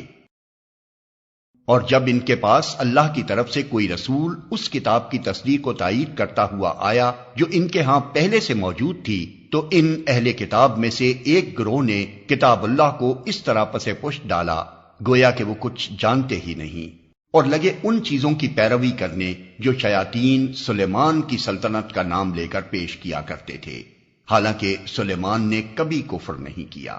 کفر کے مرتکب تو وہ شیاطین تھے جو لوگوں کو جادوگری کی تعلیم دیتے تھے۔ وہ پیچھے پڑے اس چیز کے جو بابل میں 2 فرشتوں ہاروت و ماروت پر نازل کی گئی تھی، حالانکہ وہ فرشتے جب بھی کسی کو اس کی تعلیم دیتے تھے تو پہلے صاف طور پر متنبہ کر دیا کرتے تھے کہ دیکھ ہم محض ایک آزمائش ہیں، تو کفر میں مبتلا نہ ہو۔ پھر بھی یہ لوگ ان سے وہ چیز سیکھتے تھے جس سے شوہر اور بیوی میں جدائی ڈال دیں۔ ظاہر تھا کہ اذن الہی کے بغیر وہ اس ذریعے سے کسی کو بھی ضرر نہ پہنچا سکتے تھے، مگر اس کے باوجود وہ ایسی چیز سیکھتے تھے جو خود ان کے لیے نفع بخش نہیں بلکہ نقصان دہ تھی، اور انہیں خوب معلوم تھا کہ جو اس چیز کا خریدار بنا اس کے لیے آخرت میں کوئی حصہ نہیں۔ کتنی بری متاع تھی جس کے بدلے انہوں نے اپنی جانوں کو بیچ ڈالا، کاش انہیں معلوم ہوتا۔ اگر وہ ایمان اور تقوی اختیار کرتے تو اللہ کے ہاں اس کا جو بدلہ ملتا وہ ان کے لیے زیادہ بہتر تھا، کاش انہیں خبر ہوتی۔ اے لوگو جو ایمان لائے ہو، رائنا نہ کہا کرو بلکہ انظر نہ کہو، اور توجہ سے بات کو سنو۔ یہ کافر تو عذاب علیم کے مستحق ہیں۔ یہ لوگ جنہوں نے دعوت حق کو قبول کرنے سے انکار کر دیا ہے، خواہ اہل کتاب میں سے ہوں یا مشرک ہوں، ہرگز یہ پسند نہیں کرتے کہ تمہارے رب کی طرف سے تم پر کوئی بھلائی نازل ہو، مگر اللہ جس کو چاہتا ہے اپنی رحمت کے لیے چن لیتا ہے، اور وہ بڑا فضل فرمانے والا ہے۔ ہم اپنی جس آیت کو منسوخ کر دیتے ہیں یا بھلا دیتے ہیں اس کی جگہ اس سے بہتر لاتے ہیں یا کم از کم ویسی ہی۔ کیا تم جانتے نہیں ہو کہ اللہ ہر چیز پر قدرت رکھتا ہے؟ ہم اپنی جس آیت کو منسوخ کر دیتے ہیں یا بھلا دیتے ہیں اس کی جگہ اس سے بہتر لاتے ہیں یا کم از کم ویسی ہی۔ کیا تمہیں خبر نہیں ہے کہ زمین اور آسمانوں کی فرما روائی اللہ ہی کے لیے ہے، اور اس کے سوا کوئی تمہاری خبر گیری کرنے اور تمہاری مدد کرنے والا نہیں ہے؟ پھر کیا تم اپنے رسول سے اس قسم کے سوالات اور مطالبے کرنا چاہتے ہو جیسے اس سے پہلے موسیٰ سے کیے جا چکے ہیں؟ حالانکہ جس شخص نے ایمان کی روش کو کفر کی روش سے بدل لیا وہ راہ راست سے بھٹک گیا۔ اہل کتاب میں سے اکثر لوگ یہ چاہتے ہیں کہ کسی طرح تمہیں ایمان سے پھیر کر پھر کفر کی طرف پلٹا لے جائیں، اگرچہ حق ان پر ظاہر ہو چکا ہے، مگر اپنے نفس کے حسد کی بنا پر تمہارے لیے ان کی یہ خواہش ہے۔ اس کے جواب میں تم عفو و درگزر سے کام لو یہاں تک کہ اللہ خود ہی اپنا فیصلہ نافذ کر دے۔ مطمئن رہو کہ اللہ تعالی ہر چیز پر قدرت رکھتا ہے۔ نماز قائم کرو اور زکوٰۃ دو، تم اپنی عاقبت کے لیے جو بھلائی کما کر آگے بھیجو گے اللہ کے ہاں اسے موجود پاؤ گے۔ جو کچھ تم کرتے ہو وہ سب اللہ کی نظر میں ہے۔ ان کا کہنا ہے کہ کوئی شخص جنت میں نہ جائے گا جب تک کہ وہ یہودی نہ ہو یا عیسائیوں کے خیال کے مطابق عیسائی نہ ہو۔ یہ ان کی تمنائیں ہیں۔ ان سے کہو اپنی دلیل پیش کرو اگر تم اپنے دعوے میں سچے ہو۔ دراصل نہ تمہاری کچھ خصوصیت ہے نہ کسی اور کی، حق یہ ہے کہ جو بھی اپنی ہستی کو اللہ کی اطاعت میں سونپ دے اور عملاً نیک روش پر چلے، اس کے لیے اس کے رب کے پاس اس کا اجر ہے، اور ایسے لوگوں کے لیے کسی خوف یا رنج کا کوئی موقع نہیں۔ یہودی کہتے ہیں عیسائیوں کے پاس کچھ نہیں، عیسائی کہتے ہیں یہودیوں کے پاس کچھ نہیں، حالانکہ دونوں ہی کتاب پڑھتے ہیں۔ اور اسی قسم کے دعوے ان لوگوں کے بھی ہیں جن کے پاس کتاب کا علم نہیں ہے۔ یہ اختلافات جن میں یہ لوگ مبتلا ہیں، ان کا فیصلہ اللہ قیامت کے روز کر دے گا۔ اور اس شخص سے بڑھ کر ظالم کون ہوگا جو اللہ کے معبدوں میں اس کے نام کی یاد سے روکے اور ان کی ویرانی کے درپے ہو۔ ایسے لوگ اس قابل ہیں کہ ان عبادت گاہوں میں قدم نہ رکھیں، اور اگر وہاں جائیں بھی تو ڈرتے ہوئے جائیں۔ ان کے لیے تو دنیا میں رسوائی ہے اور آخرت میں عذاب عظیم۔ مشرق اور مغرب سب اللہ کے ہیں، جس طرف بھی تم رخ کرو گے اسی طرف اللہ کا رخ ہے۔ اللہ بڑی وسعت والا اور سب کچھ جاننے والا ہے۔ ان کا قول ہے کہ اللہ نے کسی کو بیٹا بنایا ہے، اللہ پاک ہے ان باتوں سے۔ اصل حقیقت یہ ہے کہ زمین اور آسمانوں کی تمام موجودات اس کی ملک ہیں، سب کے سب اس کے مطیع فرمان ہیں۔ وہ آسمانوں اور زمین کا موجد ہے، اور جس بات کا وہ فیصلہ کرتا ہے اس کے لیے بس یہ حکم دیتا ہے کہ ہو جا، اور وہ ہو جاتی ہے۔ نادان کہتے ہیں کہ اللہ خود ہم سے بات کیوں نہیں کرتا، یا کوئی نشانی ہمارے پاس کیوں نہیں آتی۔ ایسی ہی باتیں ان سے پہلے لوگ بھی کیا کرتے تھے۔ ان سب اگلے پچھلے گمراہوں کی ذہنیتیں ایک جیسی ہیں۔ یقین لانے والوں کے لیے تو ہم نشانیاں صاف صاف نمایاں کر چکے ہیں۔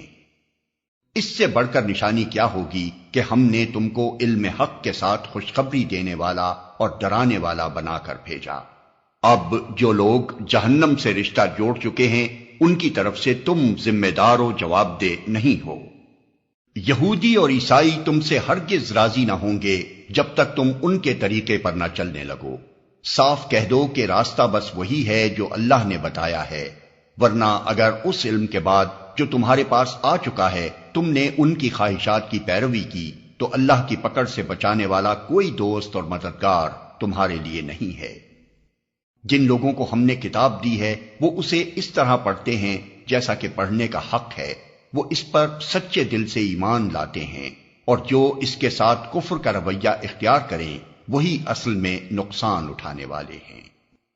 اے بنی اسرائیل، یاد کرو میری وہ نعمت جس سے میں نے تمہیں نوازا تھا، اور یہ کہ میں نے تمہیں دنیا کی تمام قوموں پر فضیلت دی تھی، اور ڈرو اس دن سے جب کوئی کسی کے ذرا کام نہ آئے گا، نہ کسی سے فدیہ قبول کیا جائے گا، نہ کوئی سفارش ہی آدمی کو فائدہ دے گی، اور نہ مجرموں کو کہیں سے کوئی مدد پہنچ سکے گی۔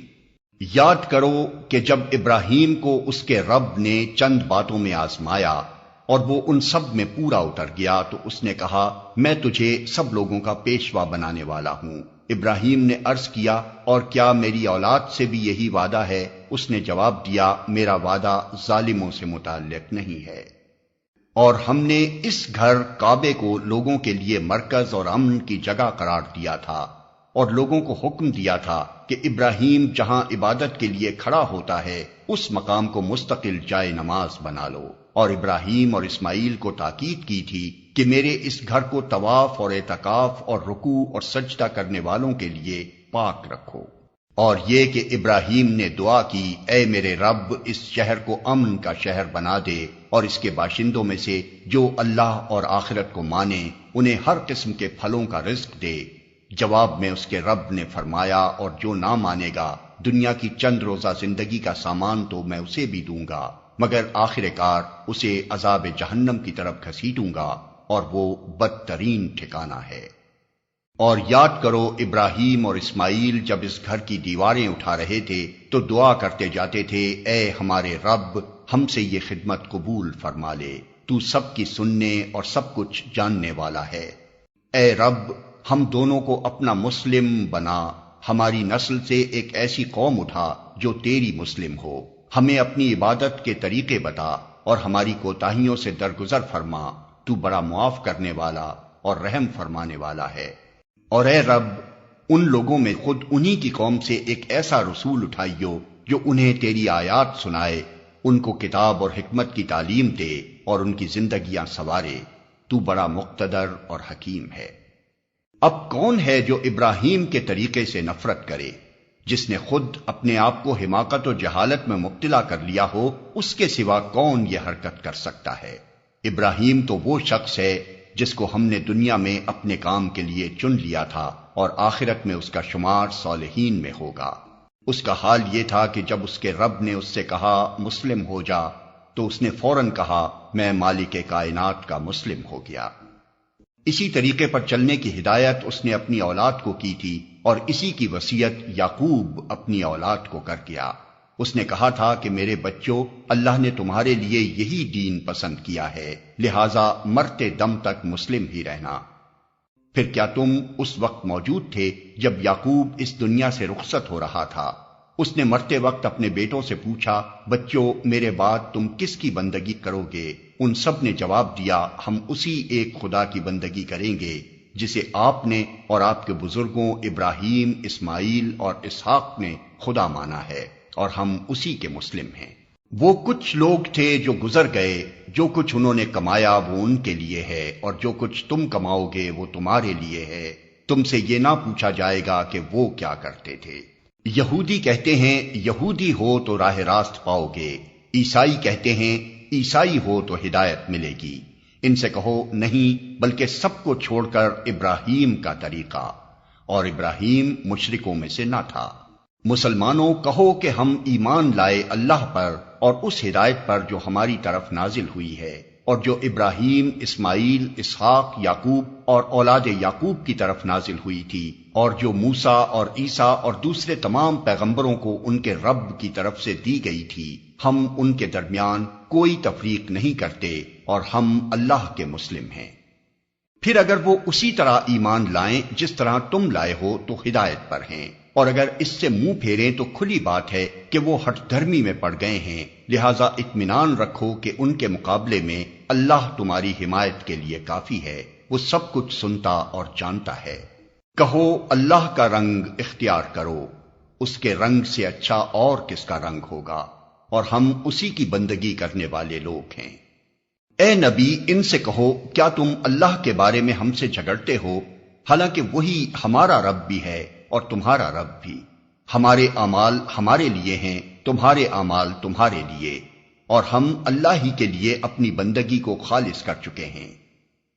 یا پھر کیا تمہارا کہنا یہ ہے کہ ابراہیم، اسماعیل، اسحاق، یعقوب اور اولاد یعقوب سب کے سب یہودی تھے یا نصرانی تھے؟ کہو تم زیادہ جانتے ہو یا اللہ؟ اس شخص سے بڑا ظالم اور کون ہوگا جس کے ذمے اللہ کی طرف سے ایک گواہی ہو اور وہ اسے چھپائے؟ تمہاری حرکات سے اللہ غافل تو نہیں ہے۔ وہ کچھ لوگ تھے جو گزر چکے، ان کی کمائی ان کے لیے تھی اور تمہاری کمائی تمہارے لیے، تم سے ان کے اعمال کے متعلق سوال نہیں ہوگا۔ نادان لوگ ضرور کہیں گے انہیں کیا ہوا کہ پہلے یہ جس قبلے کی طرف رخ کر کے نماز پڑھتے تھے اس سے یکا یک پھر گئے۔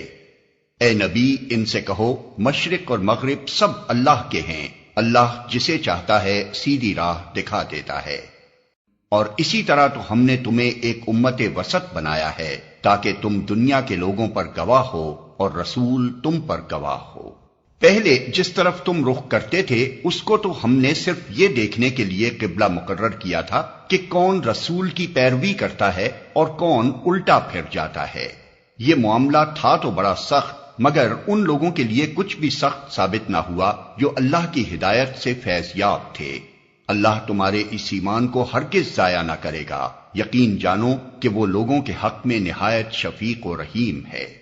یہ تمہارے منہ کا بار بار آسمان کی طرف اٹھنا ہم دیکھ رہے ہیں، لو ہم اسی قبلے کی طرف تمہیں پھیرے دیتے ہیں جسے تم پسند کرتے ہو۔ مسجد حرام کی طرف رخ پھیر دو، اب جہاں کہیں تم ہو اسی کی طرف منہ کر کے نماز پڑھا کرو۔ یہ لوگ جنہیں کتاب دی گئی تھی خوب جانتے ہیں کہ تحویل قبلہ کا یہ حکم ان کے رب ہی کی طرف سے ہے اور برحق ہے، مگر اس کے باوجود جو کچھ یہ کر رہے ہیں اللہ اس سے غافل نہیں ہے۔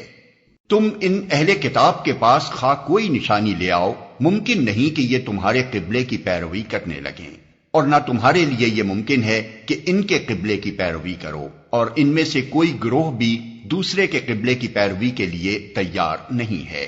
اور اگر تم نے اس علم کے بعد جو تمہارے پاس آ چکا ہے ان کی خواہشات کی پیروی کی تو یقیناً تمہارا شمار ظالموں میں ہوگا۔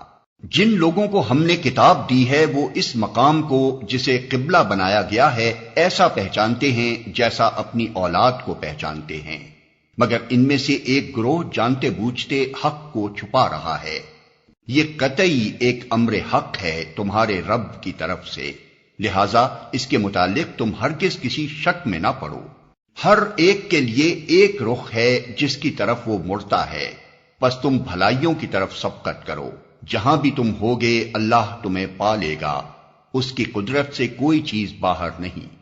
تمہارا گزر جس مقام سے بھی ہو وہیں سے اپنا رخ نماز کے وقت مسجد حرام کی طرف پھیر دو، کیونکہ یہ تمہارے رب کا بالکل برحق فیصلہ ہے اور اللہ تم لوگوں کے اعمال سے بے خبر نہیں ہے۔ اور جہاں سے بھی تمہارا گزر ہو اپنا رخ مسجد حرام ہی کی طرف پھیرا کرو، اور جہاں بھی تم ہو اسی کی طرف منہ کر کے نماز پڑھو تاکہ لوگوں کو تمہارے خلاف کوئی حجت نہ ملے۔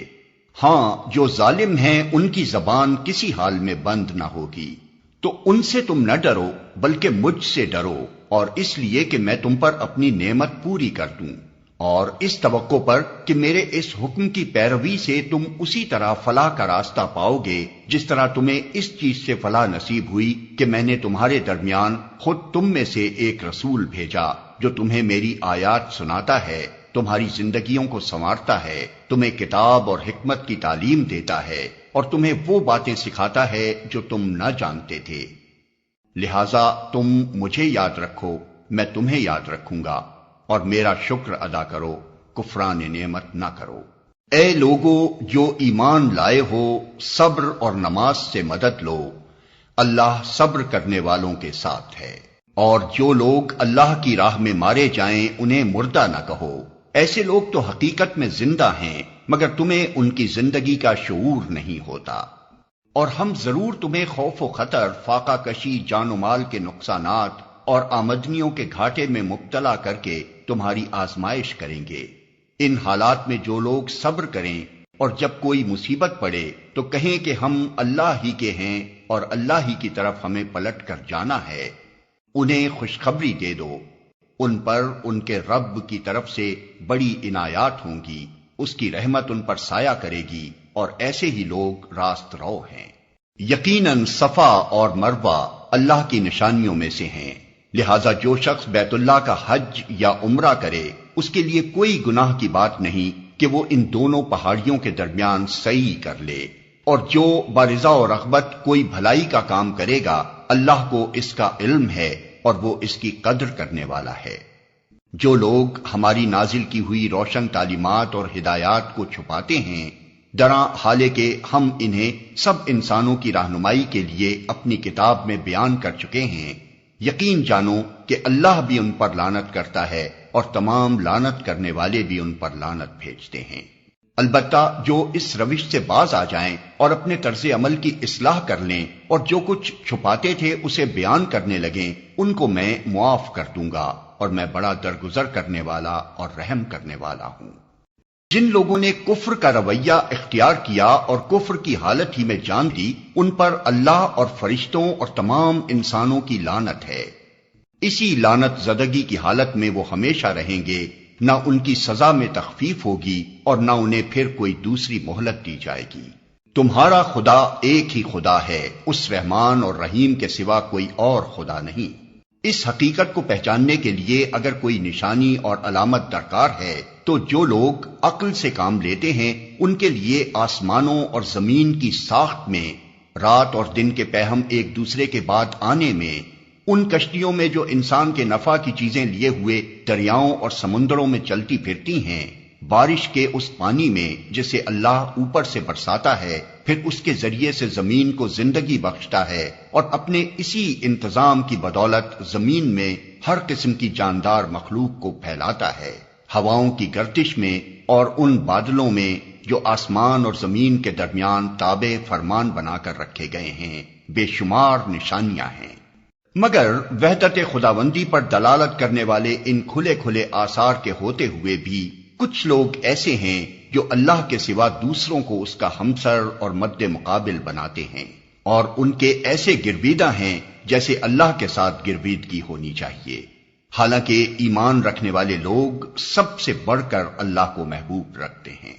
کاش جو کچھ عذاب کو سامنے دیکھ کر انہیں سوچنے والا ہے وہ آج ہی ان ظالموں کو سوچ جائے کہ ساری طاقتیں اور سارے اختیارات اللہ ہی کے قبضے میں ہیں، اور یہ کہ اللہ سزا دینے میں بھی بہت سخت ہے۔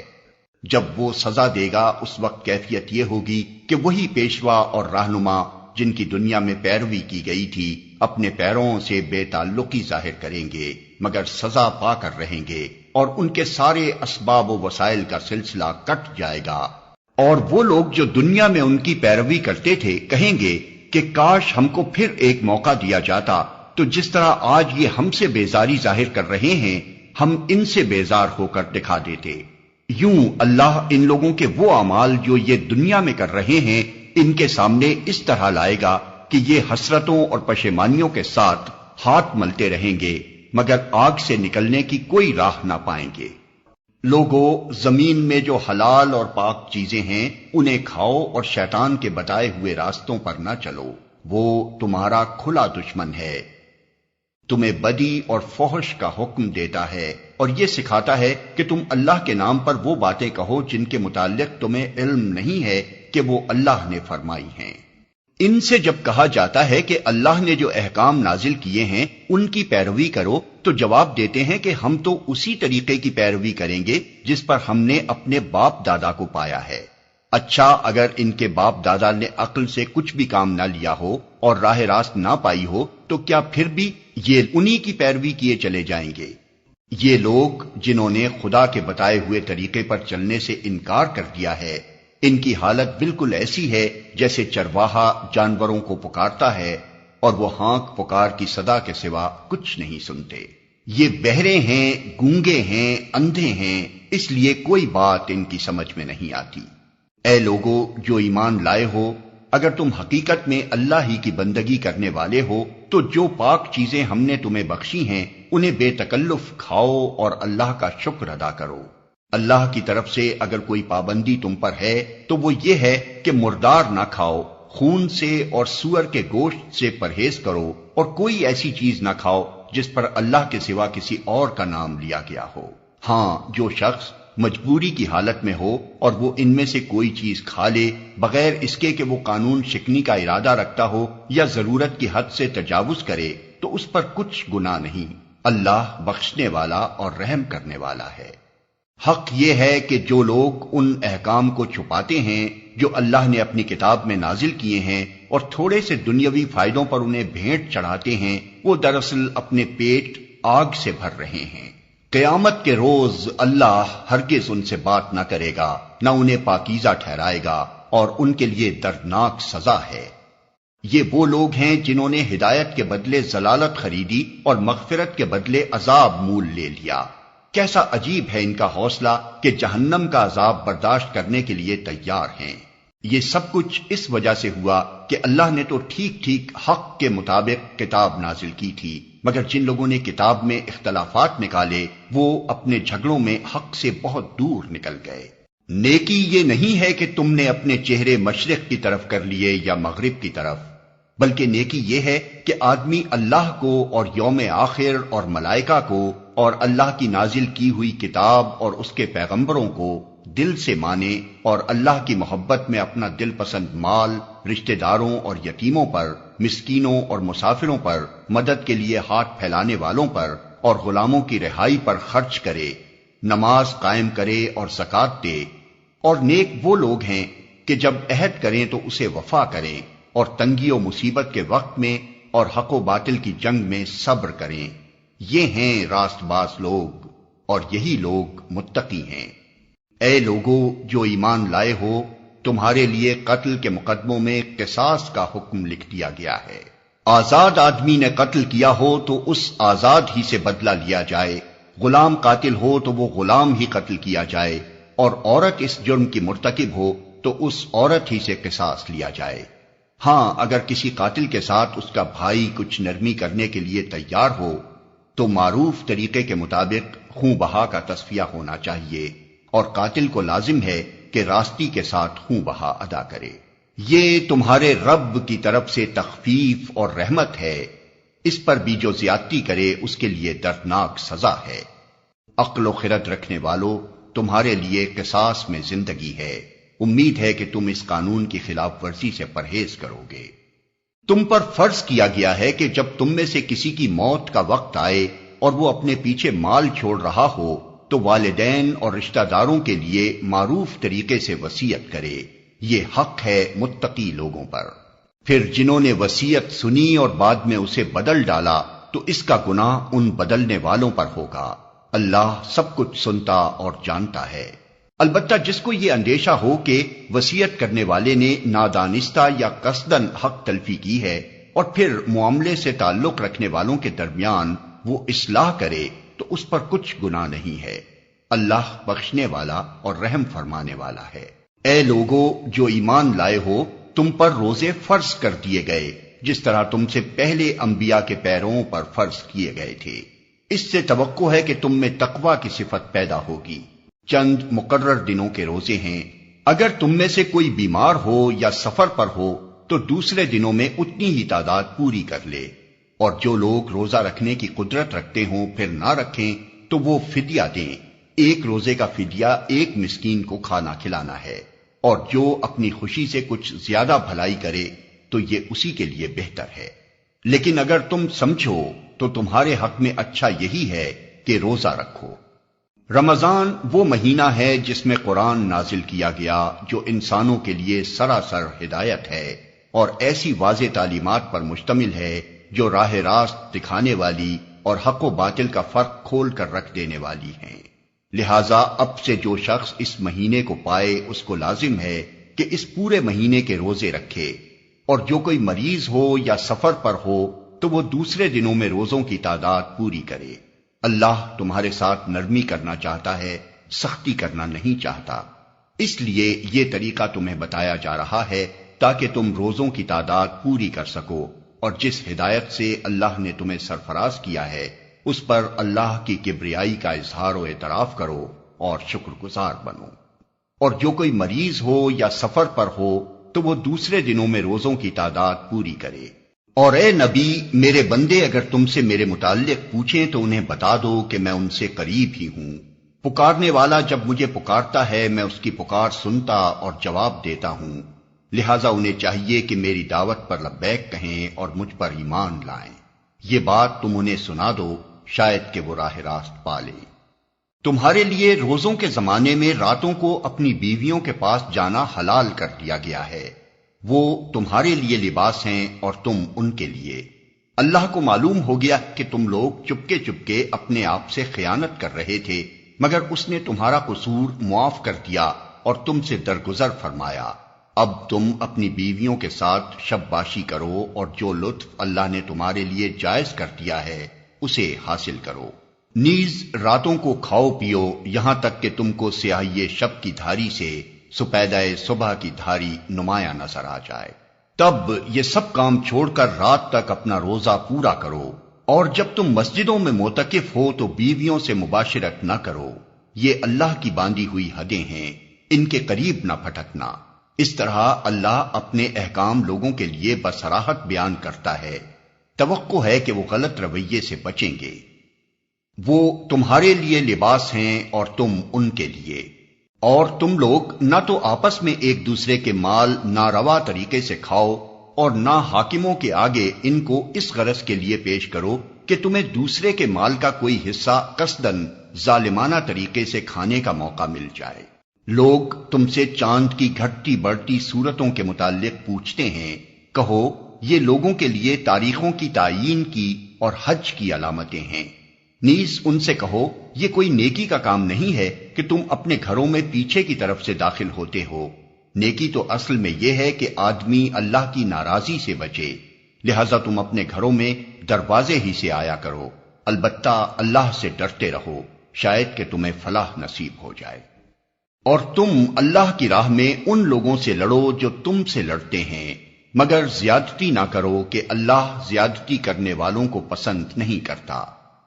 ان سے لڑو جہاں بھی تمہارا ان سے مقابلہ پیش آئے، اور انہیں نکالو جہاں سے انہوں نے تم کو نکالا ہے، اس لیے کہ قتل اگرچہ برا ہے مگر فتنہ اس سے بھی زیادہ برا ہے۔ اور مسجد حرام کے قریب جب تک وہ تم سے نہ لڑیں تم بھی نہ لڑو، مگر جب وہ وہاں لڑنے سے نہ چوکیں تو تم بھی بے تکلف انہیں مارو، کہ ایسے کافروں کی یہی سزا ہے۔ پھر اگر وہ باز آ جائیں تو جان لو کہ اللہ معاف کرنے والا اور رحم فرمانے والا ہے۔ تم ان سے لڑتے رہو یہاں تک کہ فتنہ باقی نہ رہے اور دین اللہ کے لیے ہو جائے۔ پھر اگر وہ باز آ جائیں تو سمجھ لو کہ ظالموں کے سوا اور کسی پر دست درازی روا نہیں۔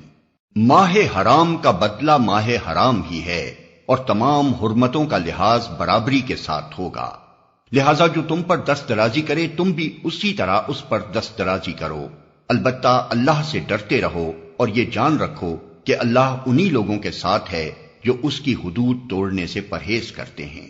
اللہ کی راہ میں خرچ کرو اور اپنے ہاتھوں اپنے آپ کو ہلاکت میں نہ ڈالو۔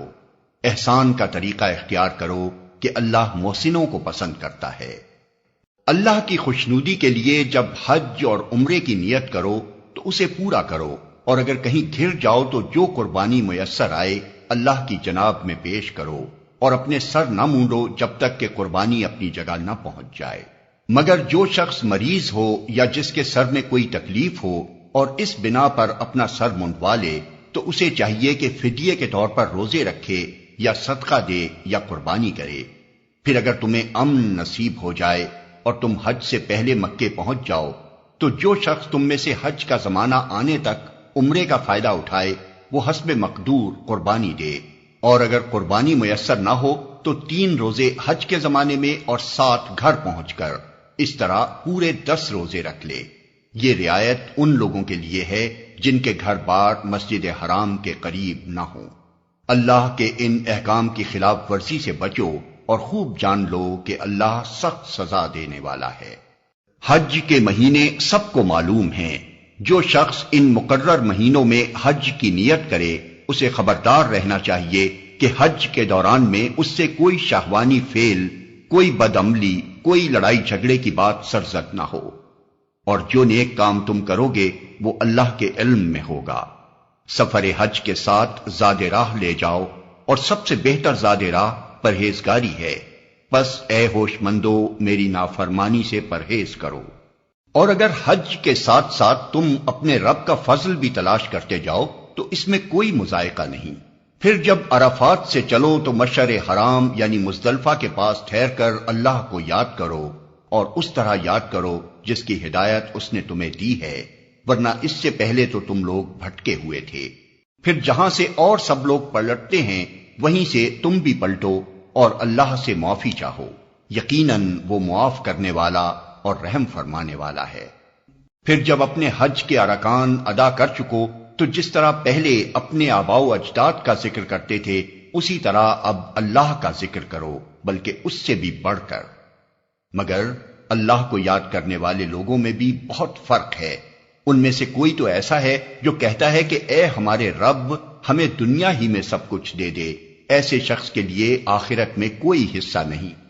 اور کوئی کہتا ہے کہ اے ہمارے رب ہمیں دنیا میں بھی بھلائی دے اور آخرت میں بھی بھلائی، اور آگ کے عذاب سے ہمیں بچا۔ ایسے لوگ اپنی کمائی کے مطابق دونوں جگہ حصہ پائیں گے، اور اللہ کو حساب چکاتے کچھ دیر نہیں لگتی۔ یہ گنتی کے چند روز ہیں جو تمہیں اللہ کی یاد میں بسر کرنے چاہیے، پھر جو کوئی جلدی کر کے 2 ہی دن میں واپس ہو گیا تو کوئی حرج نہیں، اور جو کچھ دیر زیادہ ٹھہر کر پلٹا تو بھی کوئی حرج نہیں، بشرطے کہ یہ دن اس نے تقوی کے ساتھ بسر کیے ہوں۔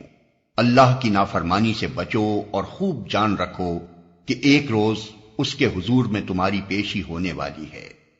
انسانوں میں کوئی تو ایسا ہے جس کی باتیں دنیا کی زندگی میں تمہیں بہت بھلی معلوم ہوتی ہیں، اور اپنی نیک نیتی پر وہ بار بار خدا کو گواہ ٹھہراتا ہے، مگر حقیقت میں وہ بدترین دشمن حق ہوتا ہے۔ جب اسے اقتدار حاصل ہو جاتا ہے تو زمین میں اس کی ساری دوڑ دھوپ اس لیے ہوتی ہے کہ فساد پھیلائے، کھیتوں کو غارت کرے اور نسل انسانی کو تباہ کرے، حالانکہ اللہ جسے وہ گواہ بنا رہا تھا فساد کو ہرگز پسند نہیں کرتا۔ اور جب اس سے کہا جاتا ہے کہ اللہ سے ڈر تو اپنے وقار کا خیال اس کو گناہ پر جما دیتا ہے۔ ایسے شخص کے لیے تو بس جہنم ہی کافی ہے، اور وہ بہت برا ٹھکانہ ہے۔ دوسری طرف انسانوں ہی میں کوئی ایسا بھی ہے جو رضائے الہی کی طلب میں اپنی جان کھپا دیتا ہے، اور ایسے بندوں پر اللہ بہت مہربان ہے۔ اے ایمان لانے والو، تم پورے کے پورے اسلام میں آ جاؤ، اور شیطان کی پیروی نہ کرو کہ وہ تمہارا کھلا دشمن ہے۔ جو صاف صاف ہدایات تمہارے پاس آ چکی ہیں، اگر ان کو پا لینے کے بعد پھر تم نے لغزش کھائی تو خوب جان رکھو کہ اللہ سب پر غالب اور حکیم و دانا ہے۔ ان ساری نصیحتوں اور ہدایتوں کے بعد بھی لوگ سیدھے نہ ہوں تو کیا اب وہ اس کے منتظر ہیں کہ اللہ بادلوں کا چتر لگائے، فرشتوں کے پرے ساتھ لیے خود سامنے آ موجود ہو اور فیصلہ ہی کر ڈالا جائے؟ آخر کار سارے معاملات پیش تو اللہ ہی کے حضور ہونے والے ہیں۔ بنی اسرائیل سے پوچھو کیسی کھلی کھلی نشانیاں ہم نے انہیں دکھائی ہیں، اور پھر یہ بھی انہی سے پوچھ لو کہ اللہ کی نعمت پانے کے بعد جو قوم اس کو شقاوت سے بدلتی ہے اسے اللہ کیسی سخت سزا دیتا ہے۔ جن لوگوں نے کفر کی راہ اختیار کی ہے ان کے لیے دنیا کی زندگی بڑی محبوب و دل پسند بنا دی گئی ہے۔ ایسے لوگ ایمان کی راہ اختیار کرنے والوں کا مذاق اڑاتے ہیں، مگر قیامت کے روز پرہیزگار لوگ ہی ان کے مقابلے میں عالی مقام ہوں گے۔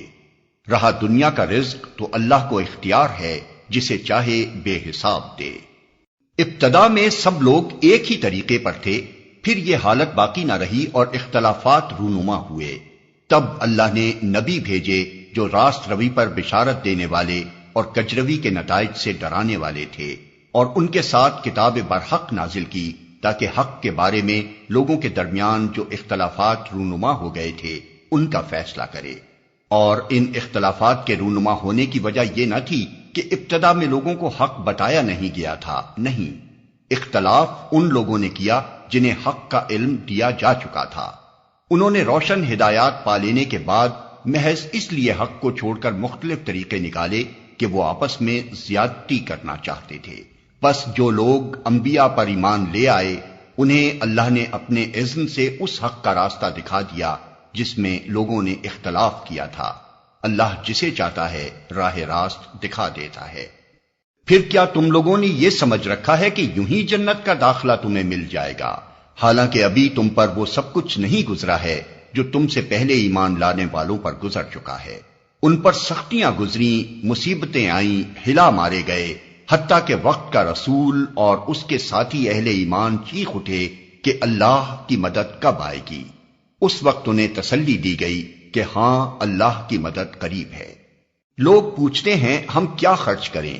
جواب دو کہ جو مال بھی تم خرچ کرو اپنے والدین پر، رشتہ داروں پر، یتیموں اور مسکینوں اور مسافروں پر خرچ کرو، اور جو بھلائی بھی تم کرو گے اللہ اس سے باخبر ہوگا۔ تمہیں جنگ کا حکم دیا گیا ہے اور وہ تمہیں ناگوار ہے۔ ہو سکتا ہے کہ ایک چیز تمہیں ناگوار ہو اور وہی تمہارے لیے بہتر ہو، اور ہو سکتا ہے کہ ایک چیز تمہیں پسند ہو اور وہی تمہارے لیے بری ہو، اللہ جانتا ہے تم نہیں جانتے۔ لوگ پوچھتے ہیں ماہ حرام میں لڑنا کیسا ہے؟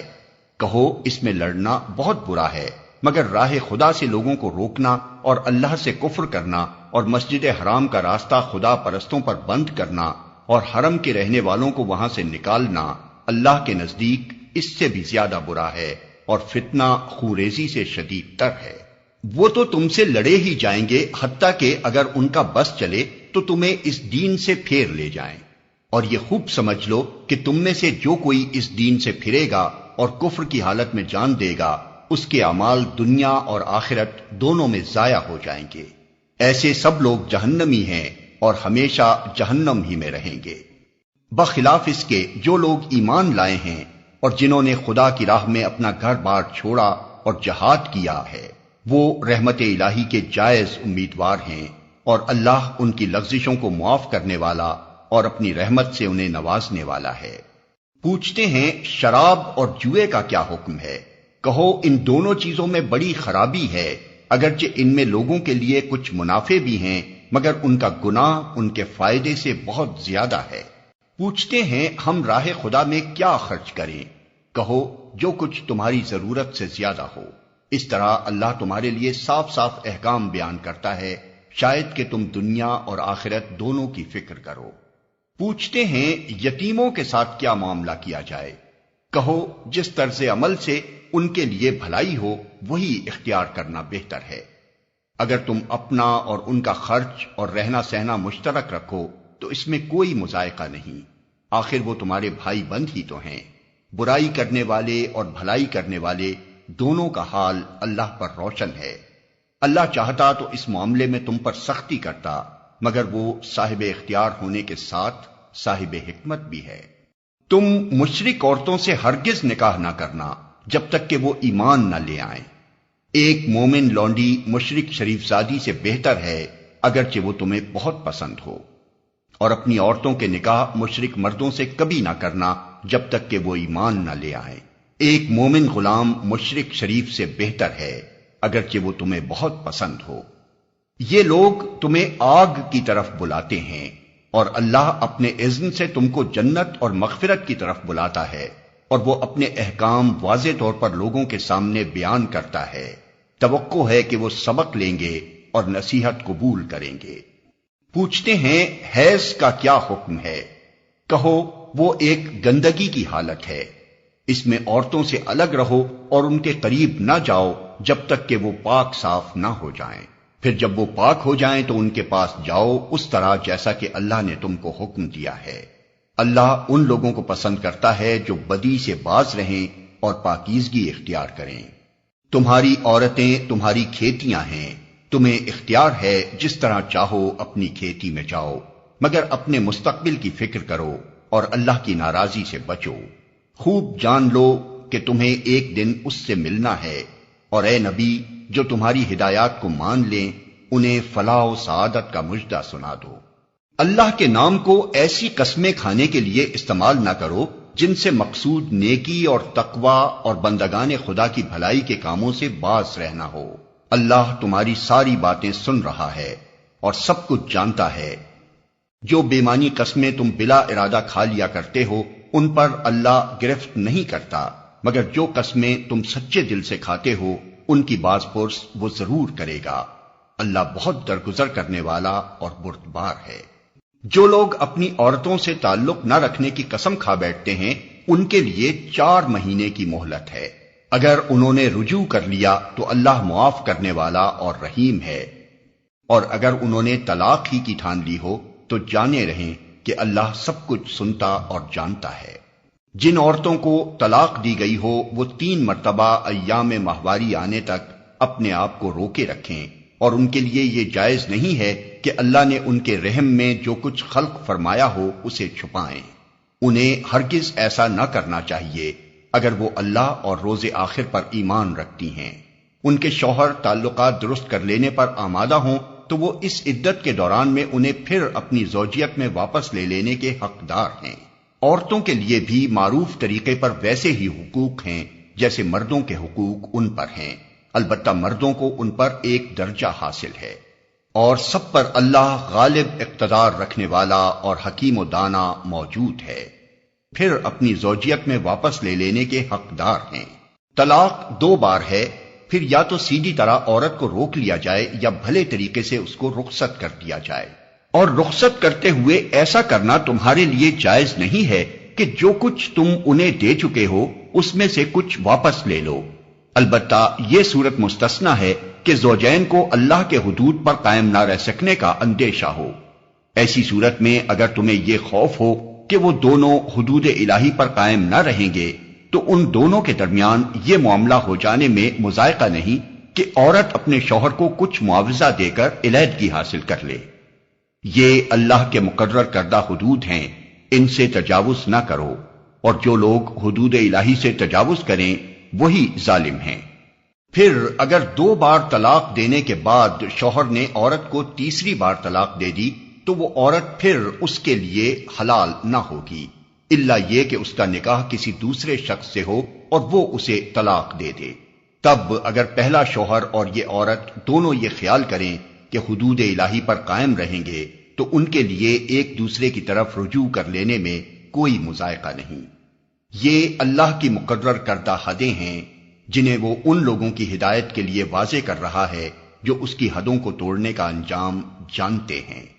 اور جب تم عورتوں کو طلاق دے دو اور ان کی عدت پوری ہونے کو آ جائے تو یا بھلے طریقے سے انہیں روک لو یا بھلے طریقے سے رخصت کر دو۔ محض ستانے کی خاطر انہیں نہ روکے رکھنا کہ یہ زیادتی ہوگی، اور جو ایسا کرے گا وہ در حقیقت آپ اپنے ہی اوپر ظلم کرے گا۔ اللہ کی آیات کا کھیل نہ بناؤ، بھول نہ جاؤ کہ اللہ نے کس نعمت عظمیٰ سے تمہیں سرفراز کیا ہے۔ وہ تمہیں نصیحت کرتا ہے کہ جو کتاب اور حکمت اس نے تم پر نازل کی ہے اس کا احترام ملحوظ رکھو۔ اللہ سے ڈرو اور خوب جان لو کہ اللہ کو ہر بات کی خبر ہے، اور جو ایسا کرے گا وہ در حقیقت آپ اپنے ہی اوپر ظلم کرے گا۔ جب تم اپنی عورتوں کو طلاق دے چکو اور وہ اپنی عدت پوری کر لیں تو پھر اس میں مانے نہ ہو کہ وہ اپنے زیر تجویز شوہروں سے نکاح کر لیں جبکہ وہ معروف طریقے سے باہم مناکحت پر راضی ہوں۔ تمہیں نصیحت کی جاتی ہے کہ ایسی حرکت ہرگز نہ کرنا اگر تم اللہ اور روز آخر پر ایمان لانے والے ہو۔ تمہارے لیے شائستہ اور پاکیزہ طریقہ یہی ہے کہ اس سے باز رہو، اللہ جانتا ہے تم نہیں جانتے۔ جو باپ چاہتے ہوں کہ ان کی اولاد پوری مدت رضاعت تک دودھ پیے تو مائیں اپنے بچوں کو کامل 2 سال دودھ پلائیں۔ اس صورت میں بچے کے باپ کو معروف طریقے سے انہیں کھانا کپڑا دینا ہوگا، مگر کسی پر اس کی وسعت سے بڑھ کر بار نہ ڈالنا چاہیے۔ نہ تو ماں کو اس وجہ سے تکلیف میں ڈالا جائے کہ بچہ اس کا ہے، اور نہ باپ ہی کو اس وجہ سے تنگ کیا جائے کہ بچہ اس کا ہے۔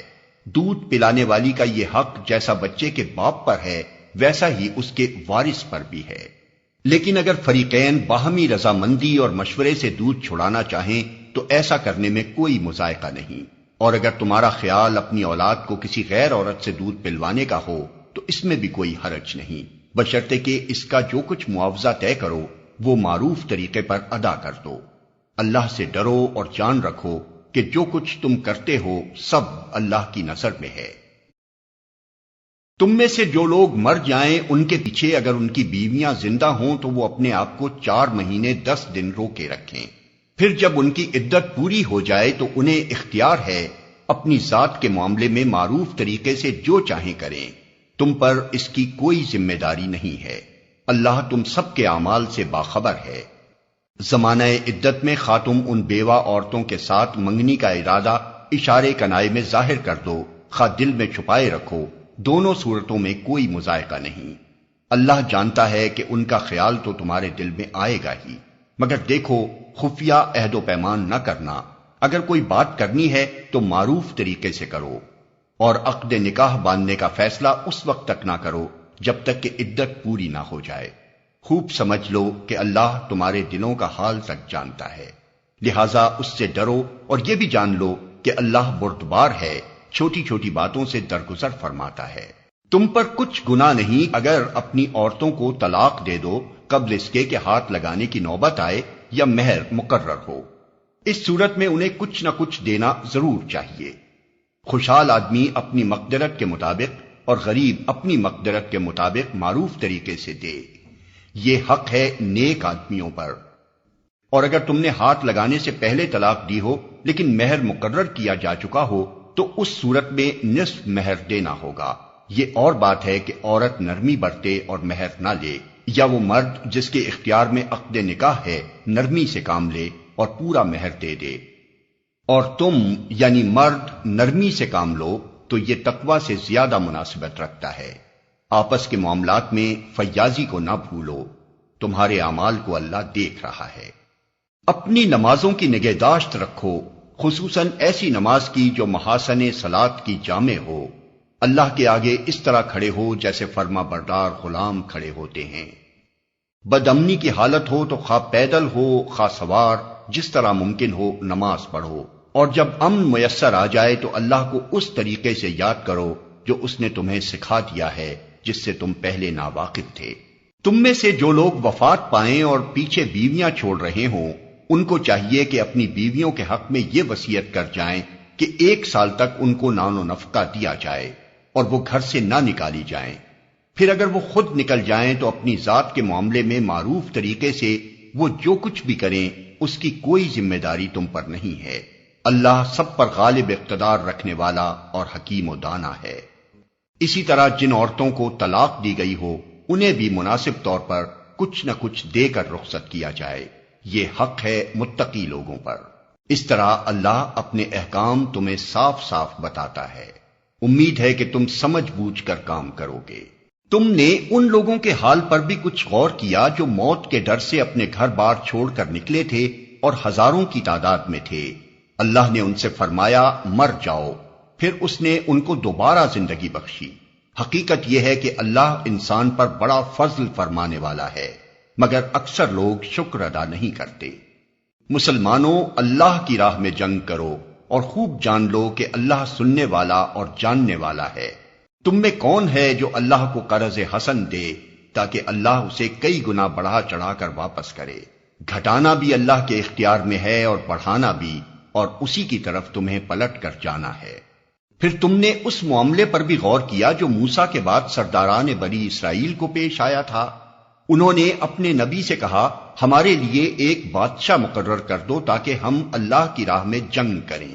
نبی نے پوچھا کہیں ایسا تو نہ ہوگا کہ تم کو لڑائی کا حکم دیا جائے اور پھر تم نہ لڑو؟ وہ کہنے لگے بھلا یہ کیسے ہو سکتا ہے کہ ہم راہ خدا میں نہ لڑیں جبکہ ہمیں اپنے گھروں سے نکال دیا گیا ہے اور ہمارے بال بچے ہم سے جدا کر دیے گئے ہیں؟ مگر جب ان کو جنگ کا حکم دیا گیا تو ایک قلیل تعداد کے سوا وہ سب پیٹھ موڑ گئے، اور اللہ ان میں سے ایک ایک ظالم کو جانتا ہے۔ ان کے نبی نے ان سے کہا کہ اللہ نے طالوت کو تمہارے لیے بادشاہ مقرر کیا ہے۔ یہ سن کر وہ بولے ہم پر بادشاہ بننے کا وہ کیسے حقدار ہو گیا؟ اس کے مقابلے میں بادشاہی کے ہم زیادہ مستحق ہیں، وہ تو کوئی بڑا مالدار آدمی نہیں ہے۔ نبی نے جواب دیا اللہ نے تمہارے مقابلے میں اسی کو منتخب کیا ہے، اور اس کو دماغی اور جسمانی دونوں قسم کی اہلیتیں فراوانی کے ساتھ عطا فرمائی ہیں، اور اللہ کو اختیار ہے کہ اپنا ملک جسے چاہے دے۔ اللہ بڑی وسعت رکھتا ہے اور سب کچھ اس کے علم میں ہے۔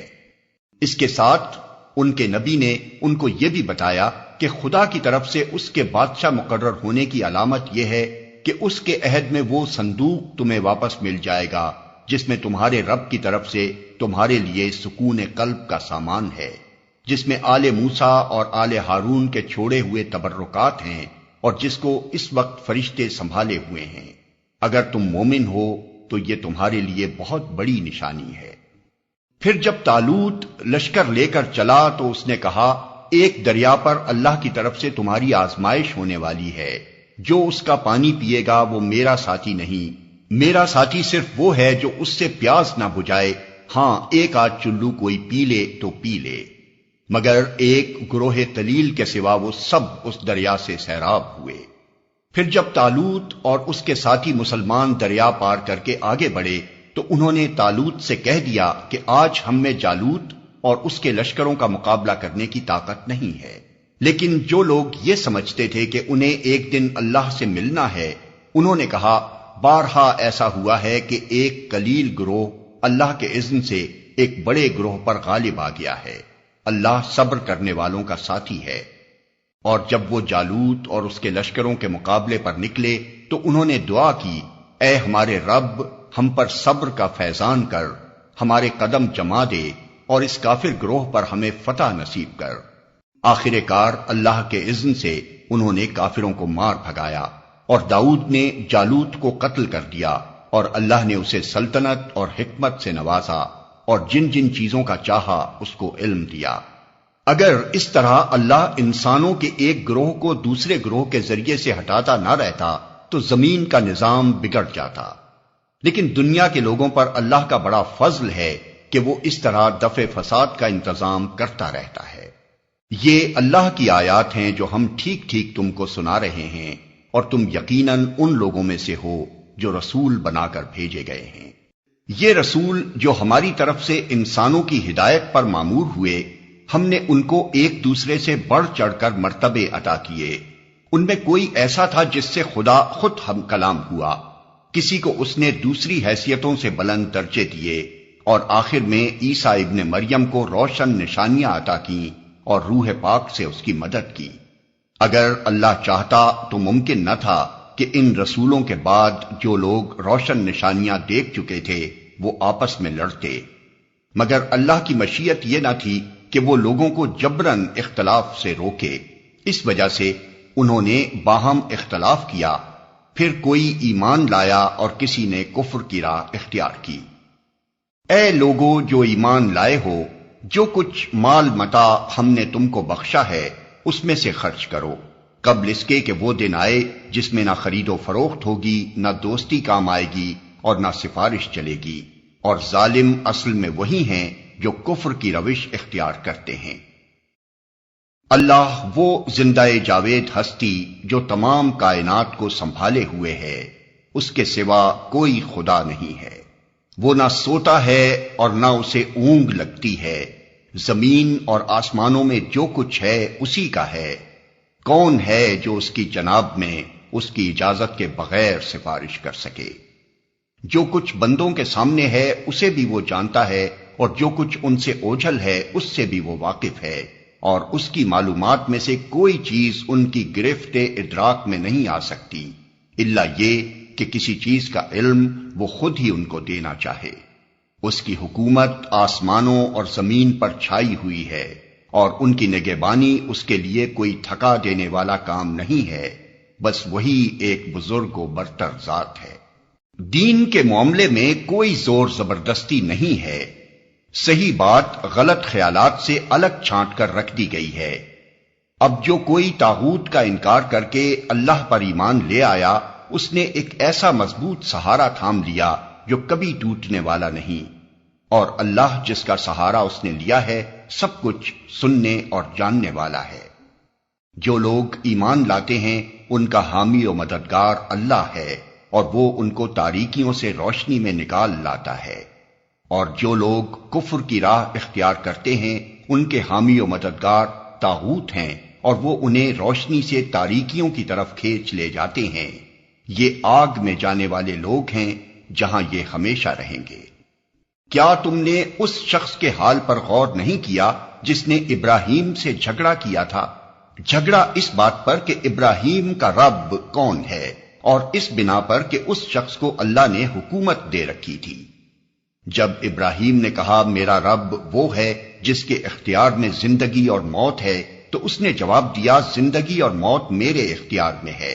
ابراہیم نے کہا اچھا اللہ سورج کو مشرق سے نکالتا ہے، تو ذرا اسے مغرب سے نکال لا۔ یہ سن کر وہ منکر حق ششدر رہ گیا، مگر اللہ ظالموں کو راہ راست نہیں دکھایا کرتا۔ یا پھر مثال کے طور پر اس شخص کو دیکھو جس کا گزر ایک ایسی بستی پر ہوا جو اپنی چھتوں پر اوندھی گری پڑی تھی۔ اس نے کہا یہ آبادی جو ہلاک ہو چکی ہے اسے اللہ کس طرح دوبارہ زندگی بخشے گا؟ اس پر اللہ نے اس کی روح قبض کر لی اور وہ 100 برس تک مردہ پڑا رہا۔ پھر اللہ نے اسے دوبارہ زندگی بخشی اور اس سے پوچھا بتاؤ کتنی مدت پڑے رہے ہو؟ اس نے کہا 1 دن یا چند گھنٹے رہا ہوں گا۔ فرمایا تم پر 100 برس اسی حالت میں گزر چکے ہیں۔ اب ذرا اپنے کھانے اور پانی کو دیکھو کہ اس میں ذرا تغیر نہیں آیا ہے۔ دوسری طرف ذرا اپنے گدھے کو بھی دیکھو کہ اس کا پنجر تک وہ سیدھا ہو رہا ہے، اور یہ ہم نے اس لیے کیا ہے کہ ہم تمہیں لوگوں کے لیے ایک نشانی بنا دینا چاہتے ہیں۔ پھر دیکھو کہ ہڈیوں کے اس پنجر کو ہم کس طرح اٹھا کر گوشت پوست اس پر چڑھاتے ہیں۔ اس طرح جب حقیقت اس کے سامنے بالکل نمایاں ہو گئی تو اس نے کہا، میں جانتا ہوں کہ اللہ ہر چیز پر قدرت رکھتا ہے۔ اور وہ واقعہ بھی پیش نظر رہے جب ابراہیم نے کہا تھا، میرے مالک مجھے دکھا دے تو مردوں کو کیسے زندہ کرتا ہے۔ فرمایا، کیا تو ایمان نہیں رکھتا؟ اس نے عرض کیا، ایمان تو رکھتا ہوں مگر دل کا اطمینان درکار ہے۔ فرمایا، اچھا تو 4 پرندے لے اور ان کو اپنے سے مانوس کر لے، پھر ان کا ایک ایک جز ایک ایک پہاڑ پر رکھ دے، پھر ان کو پکار، وہ تیرے پاس دوڑے چلے آئیں گے۔ خوب جان لے کہ اللہ نہایت با اقتدار اور حکیم ہے۔ جو لوگ اپنے مال اللہ کی راہ میں صرف کرتے ہیں، ان کے خرچ کی مثال ایسی ہے جیسے ایک دانہ بویا جائے اور اس میں سے 7 بالیں نکلیں اور ہر بال میں 100 دانے ہوں۔ اسی طرح اللہ جس کے عمل کو چاہتا ہے افزونی عطا فرماتا ہے، وہ فراخ دست بھی ہے اور علیم بھی۔ جو لوگ اپنے مال اللہ کی راہ میں خرچ کرتے ہیں اور خرچ کر کے پھر احسان نہیں جتاتے، نہ دکھ دیتے ہیں، ان کا اجر ان کے رب کے پاس ہے اور ان کے لیے کسی رنج اور خوف کا موقع نہیں۔ ایک میٹھا بول اور کسی ناگوار بات پر ذرا سی چشم پوشی اس خیرات سے بہتر ہے جس کے پیچھے دکھ ہو۔ اللہ بے نیاز ہے اور بردباری اس کی صفت ہے۔ اے ایمان لانے والو، اپنے صدقات کو احسان جتا کر اور دکھ دے کر اس شخص کی طرح خاک میں نہ ملا دو جو اپنا مال محض لوگوں کے دکھانے کو خرچ کرتا ہے اور نہ اللہ پر ایمان رکھتا ہے نہ آخرت پر۔ اس کے خرچ کی مثال ایسی ہے جیسے ایک چٹان تھی جس پر مٹی کی تہ جمی ہوئی تھی، اس پر جب زور کا میंہ برسا تو ساری مٹی بہہ گئی اور صاف چٹان کی چٹان رہ گئی۔ ایسے لوگ اپنے نزدیک خیرات کر کے جو نیکی کماتے ہیں اس سے کچھ بھی ان کے ہاتھ نہیں آتا، اور کافروں کو سیدھی راہ دکھانا اللہ کا دستور نہیں ہے۔ بخلاف اس کے جو لوگ اپنے مال محض اللہ کی رضا جوئی کے لیے دل کے پورے ثبات و قرار کے ساتھ خرچ کرتے ہیں، ان کے خرچ کی مثال ایسی ہے جیسے کسی سطح مرتفع پر ایک باغ ہو، اگر زور کی بارش ہو جائے تو دگنا پھل لائے، اور اگر زور کی بارش نہ بھی ہو تو ایک ہلکی پھوار ہی اس کے لیے کافی ہو جائے۔ تم جو کچھ کرتے ہو سب اللہ کی نظر میں ہے۔ کیا تم میں سے کوئی یہ پسند کرتا ہے کہ اس کے پاس ایک ہرا بھرا باغ ہو، نہروں سے سیراب، کھجوروں اور انگوروں اور ہر قسم کے پھلوں سے لدا ہوا، اور وہ عین اس وقت ایک تیز بگولے کی زد میں آ کر جھلس جائے جبکہ وہ خود بوڑھا ہو اور اس کے کم سن بچے ابھی کسی لائق نہ ہوں؟ اس طرح اللہ اپنی باتیں تمہارے سامنے بیان کرتا ہے، شاید کہ تم غور و فکر کرو۔ اے لوگو جو ایمان لائے ہو، جو مال تم نے کمائے ہیں اور جو کچھ ہم نے زمین سے تمہارے لیے نکالا ہے، اس میں سے بہتر حصہ راہ خدا میں خرچ کرو۔ ایسا نہ ہو کہ اس کی راہ میں دینے کے لیے بری سے بری چیز چھانٹنے کی کوشش کرنے لگو، حالانکہ وہی چیز اگر کوئی تمہیں دے تو تم ہرگز اسے لینا گوارا نہ کرو گے، الا یہ کہ اس کو قبول کرنے میں تم اغماض برت جاؤ۔ تمہیں جان لینا چاہیے کہ اللہ بے نیاز ہے اور بہترین صفات سے متصف ہے۔ شیطان تمہیں مفلسی سے ڈراتا ہے اور شرمناک طرز عمل اختیار کرنے کی ترغیب دیتا ہے، مگر اللہ تمہیں اپنی بخشش اور فضل کی امید دلاتا ہے۔ اللہ بڑا فراخ دست اور دانا ہے، جس کو چاہتا ہے حکمت عطا کرتا ہے، اور جس کو حکمت ملی اسے حقیقت میں بڑی دولت مل گئی۔ ان باتوں سے صرف وہی لوگ سبق لیتے ہیں جو دانش مند ہیں۔ تم نے جو کچھ بھی خرچ کیا ہو اور جو نذر بھی مانی ہو، اللہ کو اس کا علم ہے اور ظالموں کا کوئی مددگار نہیں۔ اگر اپنے صدقات علانیہ دو تو یہ بھی اچھا ہے، لیکن اگر چھپا کر حاجت مندوں کو دو تو یہ تمہارے حق میں زیادہ بہتر ہے۔ تمہاری بہت سی برائیاں اس طرز عمل سے محو ہو جاتی ہیں، اور جو کچھ تم کرتے ہو اللہ کو بہرحال اس کی خبر ہے۔ لوگوں کو ہدایت بخش دینے کی ذمہ داری تم پر نہیں ہے، ہدایت تو اللہ ہی جسے چاہتا ہے بخشتا ہے، اور خیرات میں جو مال تم خرچ کرتے ہو وہ تمہارے اپنے لیے بھلا ہے، آخر تم اسی لیے تو خرچ کرتے ہو کہ اللہ کی رضا حاصل ہو، تو جو کچھ مال تم خیرات میں خرچ کرو گے اس کا پورا پورا اجر تمہیں دیا جائے گا، اور تمہاری حق تلفی ہرگز نہ ہوگی۔ خاص طور پر مدد کے مستحق وہ تنگ دست لوگ ہیں جو اللہ کے کام میں ایسے گھر گئے ہیں کہ اپنی ذاتی کسب معاش کے لیے زمین میں کوئی دوڑ دھوپ نہیں کر سکتے۔ ان کی خودداری دیکھ کر ناواقف آدمی گمان کرتا ہے کہ یہ خوشحال ہیں۔ تم ان کے چہروں سے ان کی اندرونی حالت پہچان سکتے ہو، مگر وہ ایسے لوگ نہیں ہیں کہ لوگوں کے پیچھے پڑ کر کچھ مانگیں۔ ان کی اعانت میں جو کچھ مال تم خرچ کرو گے وہ اللہ سے پوشیدہ نہ رہے گا۔ جو لوگ اپنے مال شب و روز کھلے اور چھپے خرچ کرتے ہیں ان کا اجر ان کے رب کے پاس ہے، اور ان کے لیے کسی خوف اور رنج کا مقام نہیں۔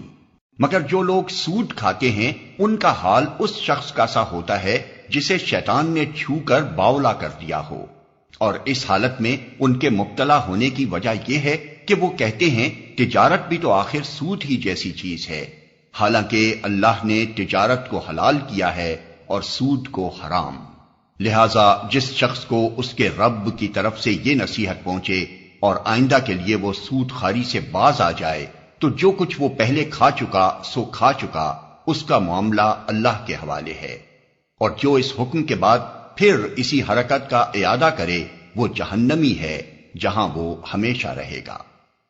اللہ سود کا مٹھ مار دیتا ہے اور صدقات کو نشو و نما دیتا ہے، اور اللہ کسی ناشکرے بد عمل انسان کو پسند نہیں کرتا۔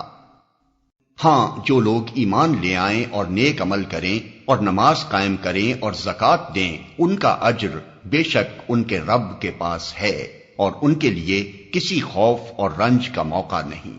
اے لوگو جو ایمان لائے ہو، خدا سے ڈرو اور جو کچھ تمہارا سود لوگوں پر باقی رہ گیا ہے اسے چھوڑ دو اگر واقعی تم ایمان لائے ہو۔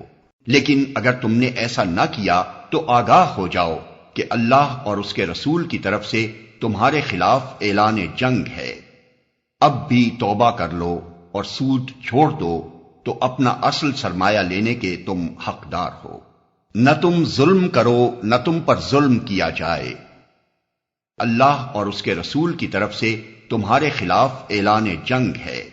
تمہارا قرض دار تنگ دست ہو تو ہاتھ کھلنے تک اسے مہلت دو، اور جو صدقہ کر دو تو یہ تمہارے لیے زیادہ بہتر ہے اگر تم سمجھو۔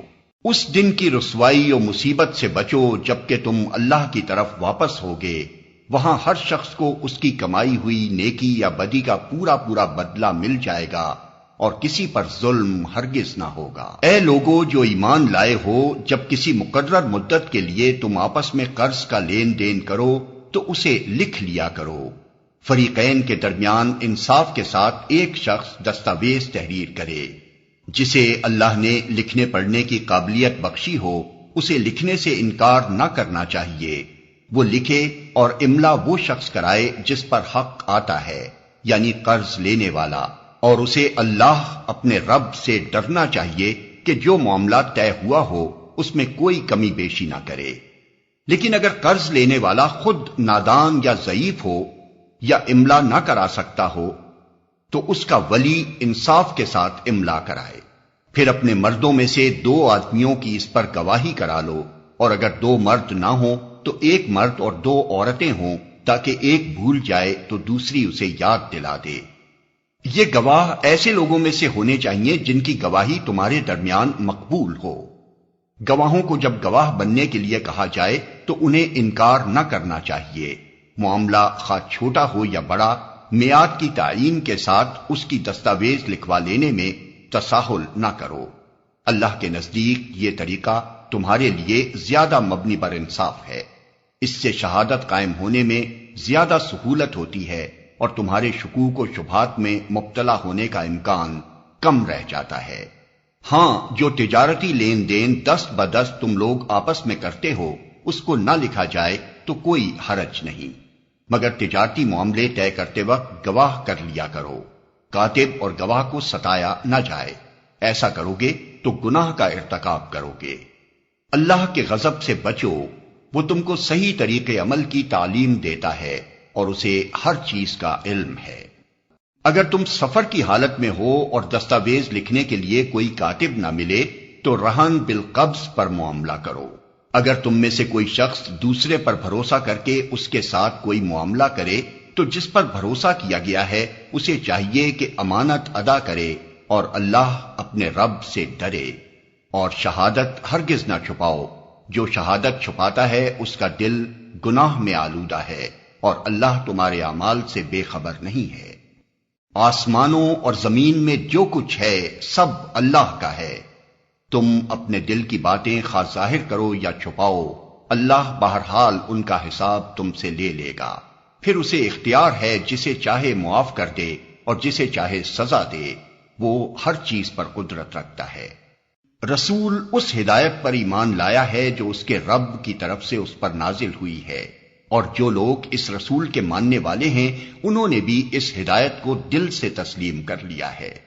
یہ سب اللہ اور اس کے فرشتوں اور اس کی کتابوں اور اس کے رسولوں کو مانتے ہیں، اور ان کا قول یہ ہے کہ ہم اللہ کے رسولوں کو ایک دوسرے سے الگ نہیں کرتے۔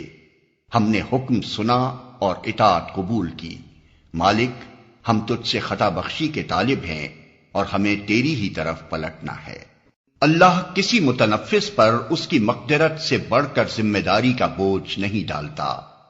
ہر شخص نے جو نیکی کمائی ہے اس کا پھل اسی کے لیے ہے، اور جو بدی سمیٹی ہے اس کا وبال اسی پر ہے۔ ایمان لانے والو، تم یوں دعا کیا کرو: اے ہمارے رب، ہم سے بھول چوک میں جو قصور ہو جائیں ان پر گرفت نہ کر۔ مالک، ہم پر وہ بوجھ نہ ڈال جو تو نے ہم سے پہلے لوگوں پر ڈالے تھے۔ پروردگار، جس بار کو اٹھانے کی طاقت ہم میں نہیں ہے وہ ہم پر نہ رکھ۔ ہمارے ساتھ نرمی کر، ہم سے درگزر فرما، ہم پر رحم کر۔ تو ہمارا مولا ہے، کافروں کے مقابلے میں ہماری مدد کر۔